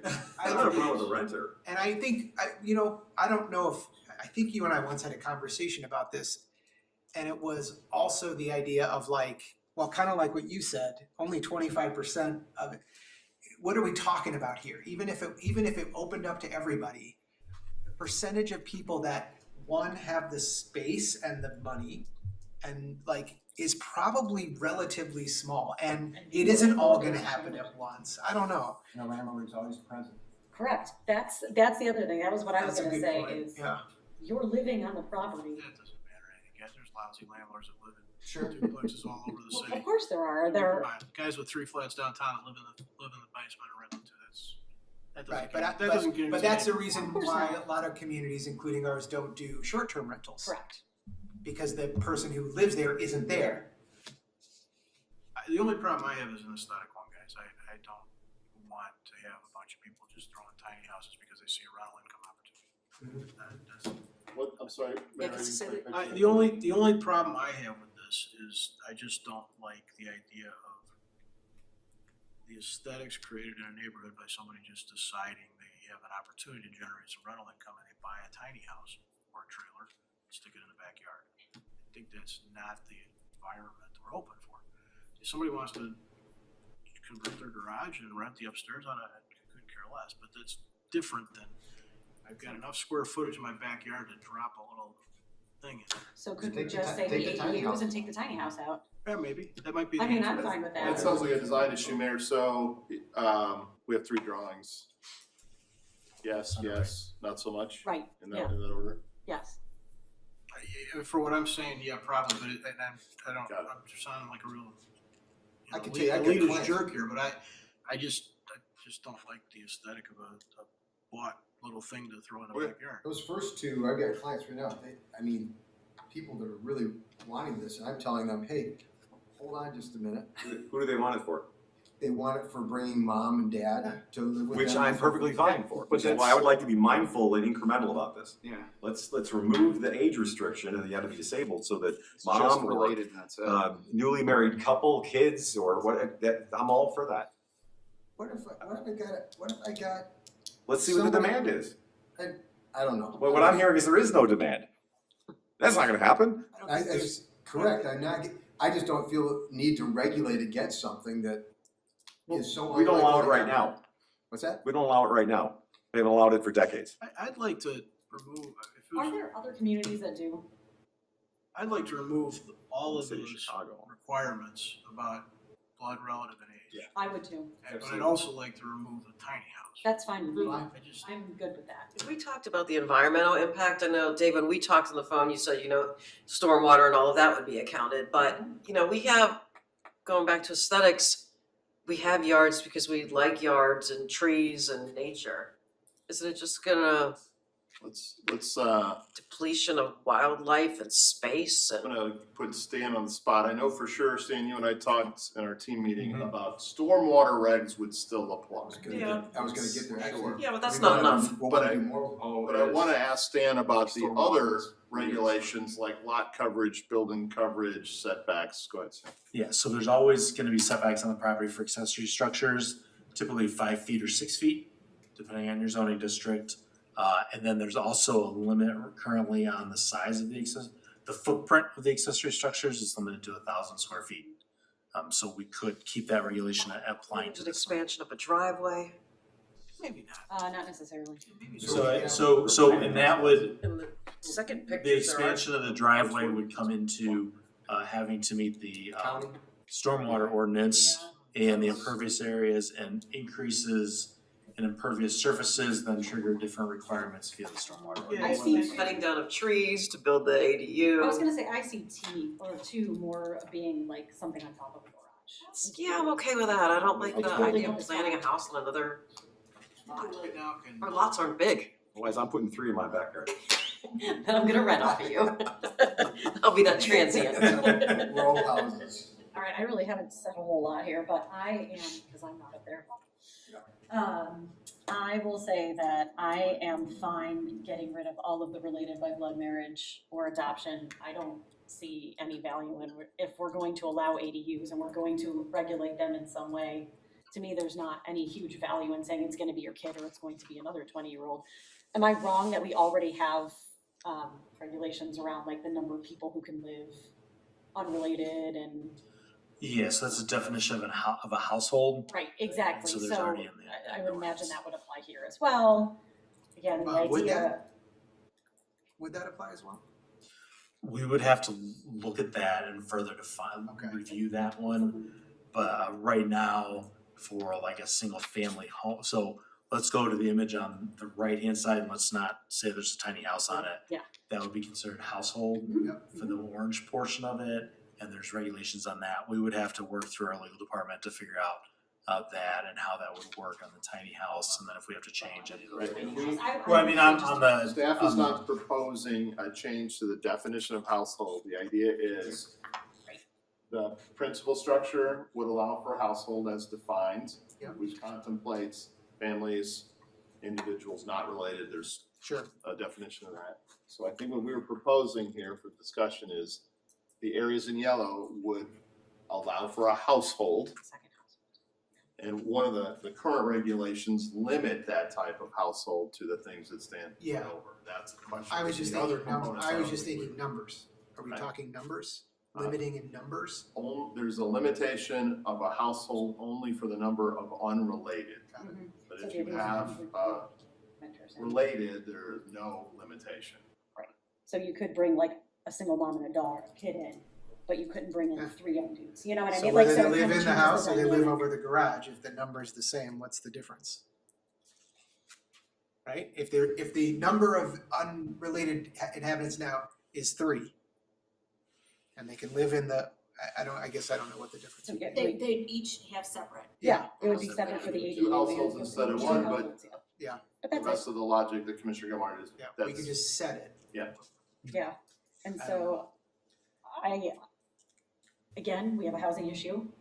We talk a lot about how our zoning changes are kind of a big part of how we as a municipality can influence it. And to me, this seems like an easy way for those who are able to and those who are living in their homes to potentially be able to rent it out. Because, I mean, they could have it for their 24-year-old or, you know, kid or whatever who just finished grad school and they could live there for a year or two. Then maybe they want to do that for another professional that works in the village. They may have already converted it and they have no use for it now with their child, but they could be providing an opportunity to somebody who works here who might not be able to afford to live here otherwise. I know plenty of folks who kind of live in similar circumstances outside of, you know, Downers Grove. And it's a reason why they don't live here is can be challenging to get kind of that more homey feel in a way that's affordable. It's not just an apartment building. And so for the tiny house thing, I can get along with that and eliminating that and say, you know, that's kind of just a cheaper way of trying to get rental income. But some of these other opportunities to me are a good way for somebody to try and get a foothold in a residential neighborhood who might not have had a chance before. Because if you look at the rentals for houses right now, there was I can't remember if it's on 4th, it was up in my friend's neighborhood, so it was around 4th and Fairview-ish. And it was I think they called it a 3-bedroom, 2-bathroom, but there was a bedroom downstairs. I'm not sure how they could do that legally, but that's beside the point. And it didn't have all the requirements that a bedroom should need. And it was renting for, I think it was either $3,500 or $4,000 No, a that's month. actually a good deal. But it was not updated, and it was about 1,000 square feet. Yeah, I've seen 4, that number 4 in front of some of those. Whereas, You're not wrong. So is anybody, I think Leslie and I are saying similar things. I think so. Are there any nodding along? I'm those open lines? to it. Yes, please. Yeah, I agree. You both convinced me. Please, sir. Okay, three quick things. One, we currently have a requirement for if you expand the existing footprint, 400 square feet, you're gonna put in 100 cubic feet of underground detention, stormwater. And if there's a sump pump, another 50 cubic feet, there's stages up from there. So that requirement, if we don't change that in some way, would drive people to do more of the detached than the attached. Just FYI, just if you think about that for a minute, right? I can build a detached, I don't have to do this underground detention. I do it attached, I do, and that's, let me tell you, it's an expensive proposition. Because that's on top of our county stormwater regs. So our current requirements there, we might wanna take a look at, or maybe we're good with it. Second thing is, and this is something that with the code I want to eventually get into, is that we allow, if your detached structure is 500 square feet or less, then it doesn't count towards your lot coverage requirement in town. But if you're 501 square feet, it counts. You don't get credit for the 500 you didn't use. So that's something I'm after wanting to get changed globally anyhow. But that could also impact what you're doing here. And then lastly, by getting rid of this blood marriage thing, and I think it also opens up the possibility of more conversions. So we have existing detached structures in town right now, and existing homes are in town right now that could be you could easily create these ADUs out of what's there, and it makes it much more financially viable. So just a few additional thoughts to throw into all this.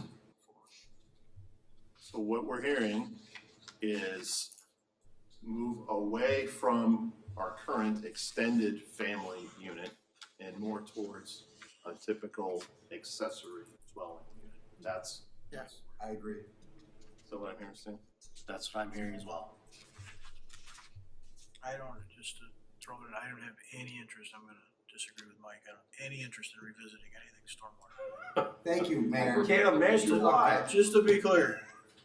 I'm gonna win this eventually. Not just for tonight, ever. He never eventually, wants to. never. Eventually, I won't be here. But 8 months, yeah. even it's making it stricter. In all fairness, Mayor, I didn't even write down what Commissioner Davenport said. I had so many conversations about that. It's absolutely on our radar screen, though, Commissioner. All right. Next. So I have one more thing on that, just when you talked about the 500 square feet. Is there any value in making I don't know if this is even possible, but like, if there's an existing structure to incentivize using that structure in a way, as opposed to knocking it down and making it bigger and up, yeah, like a reuse. Our current code has several ways that it kinda already does that. Okay. If you would take an existing detached 2-car 1-story garage and go over it, Yeah. you're gonna have a lot easier path. Okay. This is just a for example. It's true like with a ranch house, you gotta throw another story Of on it. course, if it was over the garage, it wouldn't. I've already It taken the wouldn't ding. trigger them, yeah. I've already taken the ding if it's over a 501 Right, or not. exactly. Okay. All right. Yeah. You can't turn one of these ADUs into a Segway daycare, right? That was a segue. Oh, boy. I like that idea. That was Tammy's way of saying, move on. Nice transition. It was so subtle. Yeah. Are we ready, Mayor? Please go Thank you, Commissioner Sarver. So our next topic is daycare home regulations. So the current regulations that we have, and we talked about this earlier this year, maximum of 8 children excluding all natural, adopted, and foster children that are residents of the dwelling unit. There's an outdoor play area requirement. The size is based on number of children in the facility, and then that area, outdoor play area has to be fenced and screened from view of adjoining properties. This is just a comparison of where the village is at versus other neighboring communities near to us as well. So it talks about maximum number of children, if it includes natural, adopted, and foster children, and if they do have a screening requirement. So those are some comparisons with Glen Ellen, Lyle, Naperville, Westmont, and Woodridge. So staff is just looking for some feedback on this one to see if there's any proposed changes that you'd like to see. The dumb question, screening requirement? What do you mean? Fencing. That's fencing, yes. Oh, that you can't, you basically Right. can't see through, yeah. I went to like It's what's screening being for referred to as children. DNA test, DNA test. No, yes, this is all fencing. To keep IQ the back test, I area. don't Yeah. Let's start with that one. I think that's a little Okay. straightforward. We're already working on clarifying the screening requirement. The staff perspective is the solid fences have worked well for us, so you're gonna see that anyway in other contexts. Yeah. So we good with the Yeah, I think we should keep screening and I appreciate that you're clarifying. Yeah. Should be clarified. Oh, yes. There you go, Stan, look at that. Very much That's so. enough. I'll kick it off and say, I like everything we've got, except I would change the maximum number of children to 14, and I would includes natural, adopted, and foster children, I would say yes. So that we no longer are trying to police whether this kid's related and this kid's not, and how many kids are actually living there and what have you. Why 14? Yeah, why go out? Because I think that, No, where'd the number come from? so me doing a little bit more than what some of the other communities are doing. So doesn't that trigger though then a difference in what type of daycare it is? I think in the state it would for licensing potentially. Right, yes. so, yeah, I was gonna say, I'm totally in favor of 12. Thank you for putting this on the Yeah, board, and I hope that we've let, her name's escaping me, know that we're talking about this. yes, I Yeah. agree. I think that is also a requirement. I mean, I'd be fine with no if we can, but, because I think 12 is fine. Oh, yeah, I'm fine with no on the, that you can have. I am too. Beyond that, so I would say 12. It's a number of children in your house. 12, Yes. 12. I agree with you. If we can get away with that, I'd be I agree fine. with Because the state allows 12 non-related, and then the other, It's whatever, not part. the related Part of the members count. are not part of that count, is that No, right? it is part of the count, isn't it? No, the state is It's just a flat just like 12. Glen Ellen and Lyle. Yeah. It's 12 and yes. 12 and yes. So then let's do 12 and yes. The if state that's law what is the 12 state- and yes. Yeah. That State would, that law- would align with the those are the state towns laws. to your That's state fine. law. Simple and That's consistent fine with from. me. Yeah, Yeah, the state, To mirror state law. 12, yeah. 12 yes and yes. We're not going into Yeah. 12 And includes? No, So Yeah, 12 and yes. if we up Fine. it, I mean, I thought about it, but I couldn't Works find my with me. badge. if we up it to 12, do the institutions that already exist have enough square feet to meet the requirement of the 250 per kid? Well, they would have it's to. the maximum. Yes, it would be it's on the yard size, so it depends on the size of the house and the size of the lot. So I have a question. I don't have much interest in this frankly at all. But here's my question. What is the reason that we're doing anything, given the state already plays a role? Because we're more I restricted. don't understand why We we're are more more restricted from everybody else around us. I've been given no reason for that. Why are we even monitoring is what I guess I'm asking. Why are we Why do we playing have a a role? rule? There's our- Do I even have the regulation? Yeah. Why are, Okay, fair. what's our, and I don't have an answer I just- either way, I'm just asking. I assume the reason is because there's some way to have code enforcement. So like, for example, if there was a huge noise and whatever issue, it's a little easier to, We don't limit the number of them though, right? no. So I think the planning and zoning concept is these type of uses could have impacts that are unique to their operation and location, and so they align well with the concept of special use, allowing the council to review it and put operational conditions on it. Is that good enough? What are we saying now? Yeah. I don't see a lot of value in that. this is a classic something that came to our attention, but didn't realize it was a big issue, and I just kept wondering every time we looked at the numbers, why are we so different? And I've never heard any reason for it, so this is simply can we at least just nudge this to where it's consistent with the other area? With the surrounding areas, that's all. I'm not It's as simple as arguing that. I'm not arguing that, I'm just arguing whether we should be in this role of Oh, monitoring. well, Mayor, you're okay with, Oh, well, I'm not ready to throw it out the window because I'm sure Well, I mean, it sounds like it's the next step too, is there's gotta be, You get we're calls. asking that question, why? Well, we say special use gives us an opportunity, but what we're talking about are residentials. And having to treat them all the same and not limiting the number. So what might you do at one resident that you wouldn't do at another? pickup and drop off areas, hours of operations, whatever. How about 11 kids, one digital sign? One digital kid. One digital, you have to have an ADU. if they have a performing arts center. It sounds A like we hologram. got 6 positive. It sounds like we got direction to. I'm a bring 12, it yes, yes. That is, Yeah. this is a simple cleanup change, that's all. Okay, so next thing, just appreciate everybody's discussion tonight and giving us some good direction that we can move forward on. As I mentioned, the Village Council Attainable Housing Study discussion will be in August.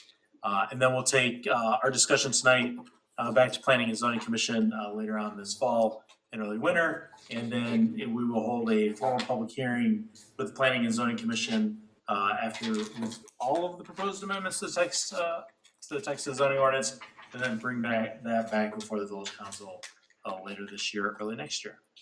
Thank you again for all your time tonight. Thanks, Dan. Thanks, Dan. Anybody got anything else? Thank you, Stan. Comments from the audience? I mean, not Scott, I don't really want to hear from Scott. We're children, if I were in a single family home and that opened up next to me, I'd be packing so fast to make your head grab. Not that, or I'd be the only neighbor with barbed wire. I can't believe, I'm not kidding.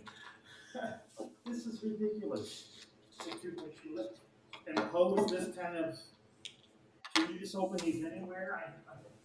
Any neighborhood? Yeah. Wow. And for quite some time. People who are living there and have invested in, no, you can tell I don't want kids. But anyway. But you were one. Every one of them didn't have them. But this would be outrageous to have something like this move into your neighborhood. Absolutely. Happens every day. Okay, And that number of kids, all right, anything else? I'd be selling my house pretty cheap. I would just, my thoughts about your conversation about the ADUs was, while the ones that are at the top of the garage seem great, but the elderly and physically disabled are not gonna be for them, so. Right. You know, something else needs to be done for them. And then the conversation about, whether or not renting. I just thought about, say, you're living in a house, you build an ADU or tiny home, I'm not sure, right? No tiny homes, okay, ADU. Then you sell your home.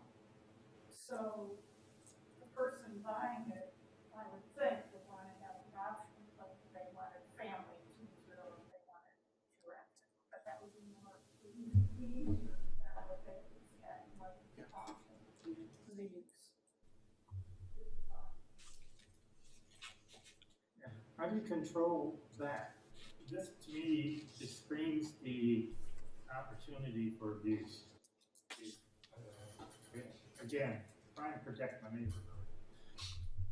I wouldn't want it next to me either. Because what's to keep you from heading up, before you know it, you got 4 college kids in there, 2 cars and a motorcycle, and as you said, band playing. What the heck, how do you control this? And that's a good example. Boy, I'm gonna pull one of these up and I'm gonna have the extra income coming in. How do you monitor this and control it? It's one thing, it's for my son, he's coming back from college. Yeah. But how do you know, everybody, most people, a lot of people, will just push the limits. It's like it's for me, so therefore it's okay. And that's just the way it is. That's the way I see the world.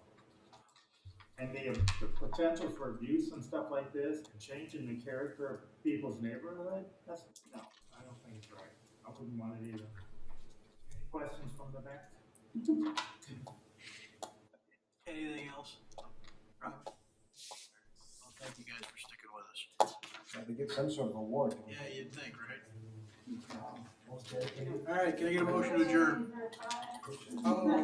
We're not doing the rest? We have on the agenda a long-range plan. It's 10:20, and we want to make sure we're effective. So we'll defer to the council. We'll move at the pace of the You guys council. really want to do this? Martin said we're gonna be here till 11:30. My only concern is that we All right, have. all right, hang on. We work in the morning? All right. I thought maybe we'd want to be done, but we do not have to be, and Dave would probably move very quickly. My only concern is that we have so much coming up in August that I worry that if we push this off, we're just gonna kind of make everything worse. That's my concern. I'm okay to continue. What's the potential for substantial public comment engagement at our next meeting? Yeah, I think that we were As thrown off compared by to the this 2 one. hours on one issue today. It's high because we have a Dutch Brothers Yeah. petition. Got it. So we're gonna get zapped again. We'll have a little while at that too. Yeah, that's why. All right, let's push. I say 20 minutes max. I think we can do this in 20. Let's push through. Power through. This is kind of more of a. Yeah, I'm gonna move pretty fast, and then if there's something you wanna go slower on. So because of that, I'm gonna tailor this conversation primarily to the council, okay? So, long-range planning update, number one, we prepare the long-range plan when a new council is seated. In the off year, we do an update, and this council knows that our long-range plan is unique in that it combines strategic planning with financial realities in financial plans, and you know the 4 key components within that.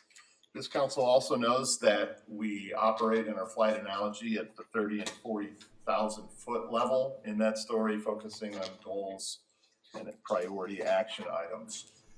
We have a lot to cover in a series of 3 meetings in this year's update. We're gonna focus tonight on the general fund, property tax levy, health fund, and a little deeper dive into other post-employment benefits as requested earlier this year. And then in August, we'll get an update on facility planning, capital projects, and the water fund. And then as always, we round out with any changes to our work plan priority action items. So tonight, we heard council members suggest that they might want to entertain changes to priority action items. Maybe consider doing one and then moving around some others. That is coming up in August. One of the changes we made to this year's report is we have all of the staff key messages for all of the topics in a 2-page summary. I won't go through them here, but if you only have time to read 2 quick pages of bullet points, it's in the report, it's a quick read, and it gets right to it. Our long-range plan has a handful of strategic goals. Many of these goals have been in place for several years. In the last 2 or 3 long-range planning processes, we have added a safe and welcoming community as well as a beautiful community. From the staff perspective, these have worked really well and have driven a lot of policy direction in day-to-day operations. If the council would like to entertain a discussion of modifying the goals in this update session, we can. I will tell you they are working quite well from our perspective. Here. I think it's great. So let's do a quick update on our general fund. It's the first step in the long-range plan update is to check in on the performance of our primary operating fund. Revenue has exceeded expenses in the past several years, allowing us to transfer significant dollars to other funds to address identified needs. Current year, we think revenues are going to come in just over 71 million and expenses are going to be somewhere between 67 and 68. That is the right kind of gap that you want. That's very sustainable. Looking ahead for 27 and 28, we think that positive gap is going to close a little bit because we think revenues are going to increase at a rate slightly less than the increase and expenses. The key revenue drivers are retail sales tax related revenues and income tax. The key expense drivers are obviously personnel related costs. We're going to talk about a couple of them going forward here tonight, and general inflation affecting non-personnel related expenses. If these recent trends that we've been experiencing hold true, and we think they will for the short to medium term, which is the horizon of this update, then there should be sufficient revenue in the general fund through FY29 without making major changes to our strategies and solutions. Strategies and solutions you see in this update are the ones that we are currently using. The only tweak really here is we've been doing transfers sort of opportunistically in the rear of the year. We're going to be a little more aggressive and try to budget for them in advance. And I think Commissioner Gilmartin's been talking about, Commissioner Snetsky-Fugit's been talking about that in the last couple of meetings. I'll move on to talk about property tax levy and public safety pensions, and then we'll pause for any questions on both topics. The total tax levy, all components, has increased by $1 million from just under $17 million in 2024 to about $18 million in the current year. Those increases have been driven entirely by required contributions to public safety pension funds. The public safety pension contributions are expected to go from their current levels of about 11.4 million to over 20 million in 2040. That 2040 is tied to a state law compliance to achieve 100% funding. We do believe that we are on track. That's what the graph on the right shows, to achieve that, but it does require significant increases. Here's a preview for next year's budget. In 2027, the required public safety pension contribution is projected to increase by 3.7 for fire and 5.6 for police, and I believe that is all in compared to the bottom line levy is about a 2.9% bottom line increase in the total levy. One of the changes we'd like to make, you see strategies and solution, is go back to what we did for years and years and years, and that is make contributions to the public safety pension funds using dedicated portion of the tax levy. We also are proposing that where we are with that pension stabilization, the balance is at $470,000. Let's make a one-time prorated contribution to our two pension funds in 2027. Let's use all of it, put it in the two funds, prorated, because we think we are close enough to the 2040 date that has measurable impacts to lower the annual impacts. We're getting close enough that it should matter. It's also way easier to administer as well. The other thing we think we should always consider is, why don't we consider making additional contributions if financial conditions allow in the general fund, right? So in the same manner, we're saying, hey, maybe it's time to use that 472 as one time extra. Prepay the mortgage, Commissioner, exactly. We're getting close enough to that 2040 date where these things can start to move the curve just a little bit. And so we're putting both of those ideas on the table. So continue to do what we have been doing in the general fund, and then these two changes here in the property tax levy for public safety pensions. I'll pause there for questions, comments, or concerns. And I think, I'm sure in 2027, whoever is here, I'll be looking at what that looks like. I think it makes sense, except we have to talk about healthcare and PPP. Perfect. I know it's next in relation to me saying I support this in relation to the shortfall coming, whatever it is, of the health fund. So That's a great segue, because all of these things are interrelated, and the health fund always ties back to the condition of the general fund, as Commissioner Gilmartin is saying. So let's take a look now at our health fund, including a discussion about other post-employment benefits. Some background starting on our health fund. So the village pays for all expenses, including medical, dental, vision, life insurance claims from the health fund.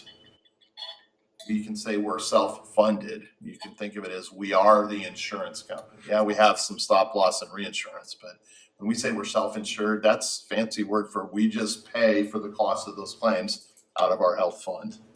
The village provides those health benefits to active and retired employees, not only of the village, but also the library, the Downers Grove Park District, and the Economic Development Corporation. So where do we get the revenues to pay for these expenses related to health benefits? Well, there's three primary revenue sources. First is transfers into the health fund from other village funds. This is the primary source. It is almost all from the general fund. Not quite, but almost all from the general fund. So the number one revenue source already is transfers in from the general fund. The other two are payments from the partner organizations that participate in the plan, and in smaller amounts, contributions from village employees and retirees. Here's some good news, as you see in the graph. The health fund has been managed in a financially sustainable manner for the past 20 years. A positive cash balance was established in 2005, and we have maintained a positive cash balance in that fund every year since. If you were here prior to 2005, you will recall the challenges we had and the structural changes that we made in active management that had to go through to achieve this. In fact, the cash balance back in 2006 was only 18% of annual expenses, and that cash balance now stands at about 50% of annual expenses. So there is a success story there. But here's the however. The FY 24 and 25 actuals showed that the annual expenses exceeded the revenues. That situation repeats itself again in 26 as part of our budget. In fact, the expenses are budgeted to be $1.9 million more than the budgeted revenues. So we have been addressing that period where expenses were more than revenues by using opportunistic transfers. So they've worked and we're in a sustainable position. But the big recommendation here moving forward is let's be more proactive. Let's go ahead and do those transfers, but let's try to budget for them up front so we have budgeted, balanced health funds moving forward. In addition to that, we're probably in a position because of these increasing expenses, which are not unique to Downers Grove, they are industry issues, is we might have to consider increasing all the revenue sources. We'll start with the transfers from the general fund, but perhaps there's other things. And then the other thing, I just really got to call out my coworkers and friends, Enza, Mike, and Robin, and all the people who support it and the consultants. All the other things you see on here on these strategies and solutions, they've been doing this actively for 20 years. It's the main reason we've maintained sustainability. So kudos to Mike, Enza, Robin, and our consultants. We recommend continuing those. To complete this picture, though, you need to understand a little bit more about other post-employment benefits. That's an acronym. OPEB is an acronym for those other post-employment benefits. For our village, those OPEB consists only of healthcare benefits for retirees. All right? So we provide healthcare benefits for retirees. It's required by law that we do that. All municipalities in Illinois have to do that. So we have to provide healthcare benefits to those retirees. These benefits exist and will always exist due to that state law. But the OPEB liability will be present as long as the village charges the same premiums to all employees regardless of age, right? So the idea here is the cost of providing those benefits to the retired employees is more than that group pays in premiums. That creates the liability. How do we fund it? The unfunded liability is the portion of the total liability that's talked about that the village does not have money specifically designated for. The unfunded liability is the difference between the total liability and the funded portion. And our goal is to reduce the unfunded amount by increasing the funded amount over time. So we have been, I do want to highlight, we created an OPEB trust to do this very thing, right? It's very similar to how pension funds work. Creating this trust reduces our long-term costs. It provides financial stability, liability reduction. It grows assets. It gets us a higher investment return on our money. And we can use these funds in the trust to eventually start paying for some of the cost of providing those retiree benefits. So our current OPEB liability is shown in this chart, total, 10.7 million. 3.4 million is funded, 7.3 million is unfunded. In 2019, we established a trust fund to invest annual contributions. We do this according to a funding policy and into an investment policy, and we've been contributing $300,000 a year into that trust. We've been working closely with our actuary on this, and basically what they're saying is we're doing it the correct way. This is the way to go. But they said the industry standard is don't start taking money out of this trust until it hits 80% funded. That's the industry standard. That's when it has enough money where you start to take a little bit out, but it's still growing on the balance to achieve the other benefits that we talked about on the previous slide. So for strategies and solutions, we should continue to contribute at least $300,000 annually to the OPEB trust. And then once we hit 80% funded, that threshold recommended, which we think is going to happen around 2035, we can transition to making annual contributions based directly on an actuarial calculation. And most importantly, we can start using funds from this trust to lower the overall cost of addressing that funded liability. If this sounds complicated, it is. Spent a lot of time with Robin making sure we have a good handle on this, and Robin's been on the phone with our actuary making sure we're all on the same page. If I were to summarize this, OPEB's always going to be there. The OPEB liability is always going to be there by the nature of the state law and how we charge for premiums. Just like pension. Just like pension. That's a great point, Commissioner.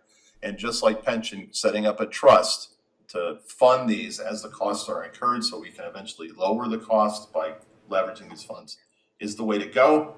We've been doing it since 2019. It'll really start to pay off starting in 2035. I appreciate Commissioner Gilmartin asking these questions a couple months ago. We haven't focused on this since really the 2017, 2018 era when we created these tools. That's a lot to take in, but we're happy to answer any questions or any concerns about the health fund and the OPEB trust. So I'll jump in, and thank you for this, and I appreciate my colleagues willing to stay just a little bit longer. Maybe this conversation might be more than just tonight, but this information is great. I think the first question I had going to the health fund, the OPEB fund, the LRP document that has three different funding dates, 2034, 2035, and 2050. Different sections, and I just want to make sure we're clear. I think like on the executive summary, it was 2034. At one point it goes to 2050. So I just want to make sure I understand the timeline of this or what the expected is. The 2034, 2035, I think it's 12/31, 2034, or fully funded by 2035. Okay. Those dates Yeah. are intended to be Okay, the the same same. concept. That is the time that we think we will achieve the 80% funded mark, Okay, which allows us to go into a different phase of the use of that fund where we're not only contributing to it, but okay, we're also pulling out some. We're starting to get enough of the benefits. The 2050 number is when we will achieve fully funded trust status. okay, The village contribution in this phase will be more stable. It is only for the normal cost, which means the costs that are coming in real time. The unfunded liability in this phase goes to zero. Yep. Fully funded. And the trust is self-sustaining. Benefits are paid entirely from the trust. And that trust would maintain a balance of about 17.5 million. great. And then when the trust was established, I know that the idea was to do a minimum of 300,000 or an initial 300,000 and then a minimum of that. Is there a reason we've stayed at the minimum all these years? Because it's been working and meeting the plan, but it's also been out of convenience and because we haven't re-questioned it, frankly, Commissioner. Yep. We did run some numbers of what if we push that up to 500,000 a year. If we started doing it at $500,000 a year, we would shift these numbers forward by about 2 years. 2 years, okay. Okay, perfect. And then with the healthcare fund, I think obviously it was the increases over the last few years, just, you know, it just kind of hockey sticks up that obviously raised the attention. And it sounds like, you know, like you said, we've been doing it this way, covering it this way. I just wanna just understand though, like the recommendation now, or what the strategy and solution now is to be more deliberate in how we approach that. Like Right. both in forecasting, because we haven't been forecasting these jumps, even though they have jumped. Right. We've made general fund transfers based on solid, great return years that we've had revenue wise. So I think that's where the core of my concern lies, which I think is pretty obvious. Just these don't seem to be going down. And we have other obligations like the pension fund. And so one, I think maybe this requires more than just a conversation tonight or ideas that we can have. I think the other question I have, and I really don't know anything about the self-funding insurance approach, but are there other options there in terms of like joining other plans, bigger groups where we can? There are pool options, there are fully insured options where we would buy insurance, things like that. I have to say that our team does keep an eye in general on those options, and we run sort of informal discussions with our consultant team. At that level, all the responses have been, no, it's still better to be self-funded. And we agree with your concept that in the last couple of years, we've been projecting expenses. We thought there was going to be a blip. Well, it turns out it's been 3 years in a row. So that is why, and because we had to continue, then we did the opportunistic. The strategies we're saying now, I think, are aligned with the concepts you're saying. We're saying expect those expenses to keep going up on that slope. Budget for them. Don't rely on opportunistic transfers. Budget for those transfers. In addition to that, we're also saying we might be in a position to have to consider raising the other revenue sources as well, not just the transfers. So when you talked about the rate of, basically on the tax levy rate going up 2 point whatever % based on pension, did that include budgeted for this increase in? It did. We asked Robin and her budget team when preparing these general fund expenses, which now will include budgeted transfers shown in yellow in the out years 27 and 28. We said, Robin, please have those projections of expenses in the general fund reflect the increased proactive transfers into the health fund. Okay, so health fund specific. But how does that relate to the 2.9 comment? We're saying that because we're saying that the revenues we have now and are planned for the general fund, we don't have to raise the operational levy for taxes. But the pension component only is still gonna result in about a 2.9%. That's exactly correct. Right. Pensions only. Right. So the idea then is we are basically allocating funds in the budget to accommate for the potential growth, Yes. as opposed to waiting to the end and Correct. saying, We okay, do it here's on the the front bucket. end. We're saying it's likely to keep occurring, let's do it on the front end, and now those are shown in the brighter yellow as planned and budgeted transfers. And when we see the budget, will that increase be line itemed? Yes, because you'll be able to track it out of the general fund and into the health fund. So in the health fund budget, it will be easier to see. In the general fund, there's so much going on, but you'll be able to see it, Commissioner, in the health fund budget. I think one of the, That's why, one of the logics was first of all, the thought that it was a blip was one thing. That's one thing. But the other is that you're dealing with whatever the number is today, a fairly hefty reserve number. So you weren't sort of at risk other than a lowering of the reserve by an unanticipated amount. You know what I mean? There's a certain amount of like operational self-insurance that happens with our fund balance. fund balance is. Fund balance is. Sometimes referred to as an enterprise level of risk management between the general fund, the health fund, the OPEB trust fund, the risk fund, the fleet, the equipment replacement fund, which is why we weren't too concerned when we saw 8 or 2. But when you see 3 like this, then we're agreeing with Commissioner Gilmartin on the approach. Cool. Anything else? I had something that I don't want to talk about tonight. I want to just throw it out there for people to chew on a little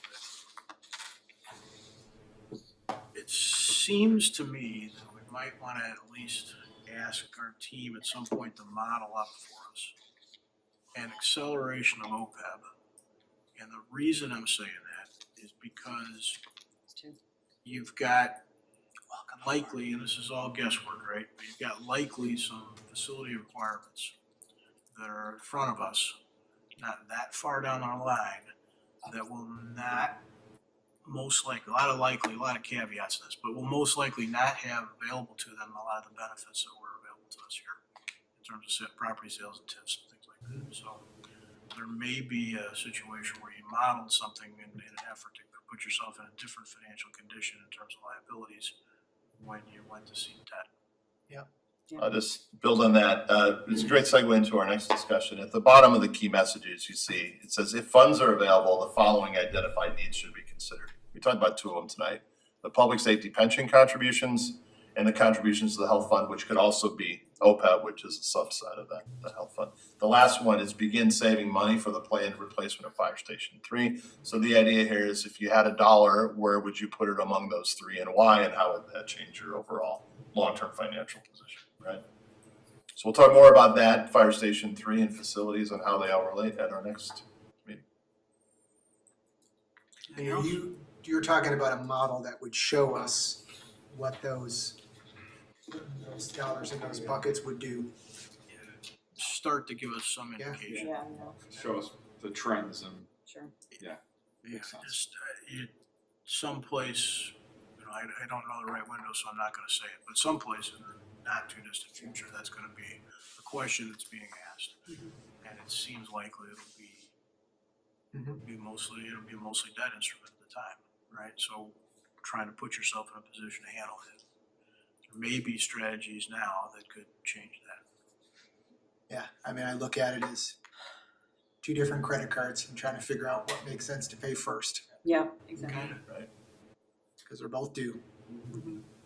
And all 3 and probably more, but yeah. We can review some of this next time. If you think of questions, please do review it. If you're interested in this, members of the public, there's a FAQ portion of that OPEB, which is really helpful. So thank you, Mayor. Thank you. The last thing we have is a quick update on the current status of all of our priority action items. We are making great progress on all the active items.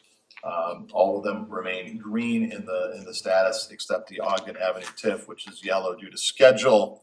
But in fact, we did make progress on that because we just approved the new redevelopment agreement with Fields. So if anybody has any questions on those, we are making progress on each and every one of them, particularly at the attainable housing study, which you will see on the August 18th meeting. Awesome. Okay. Move to adjourn. Hold on. I do want to say that the Grove Foundation Golf outing is coming up on September 12th. Just keep an eye on that. Other than that. All right, any other council member report out of these kind of things? 338. That's the number. That's the number. Move to adjourn. Second. Aye. Aye. Adjourn.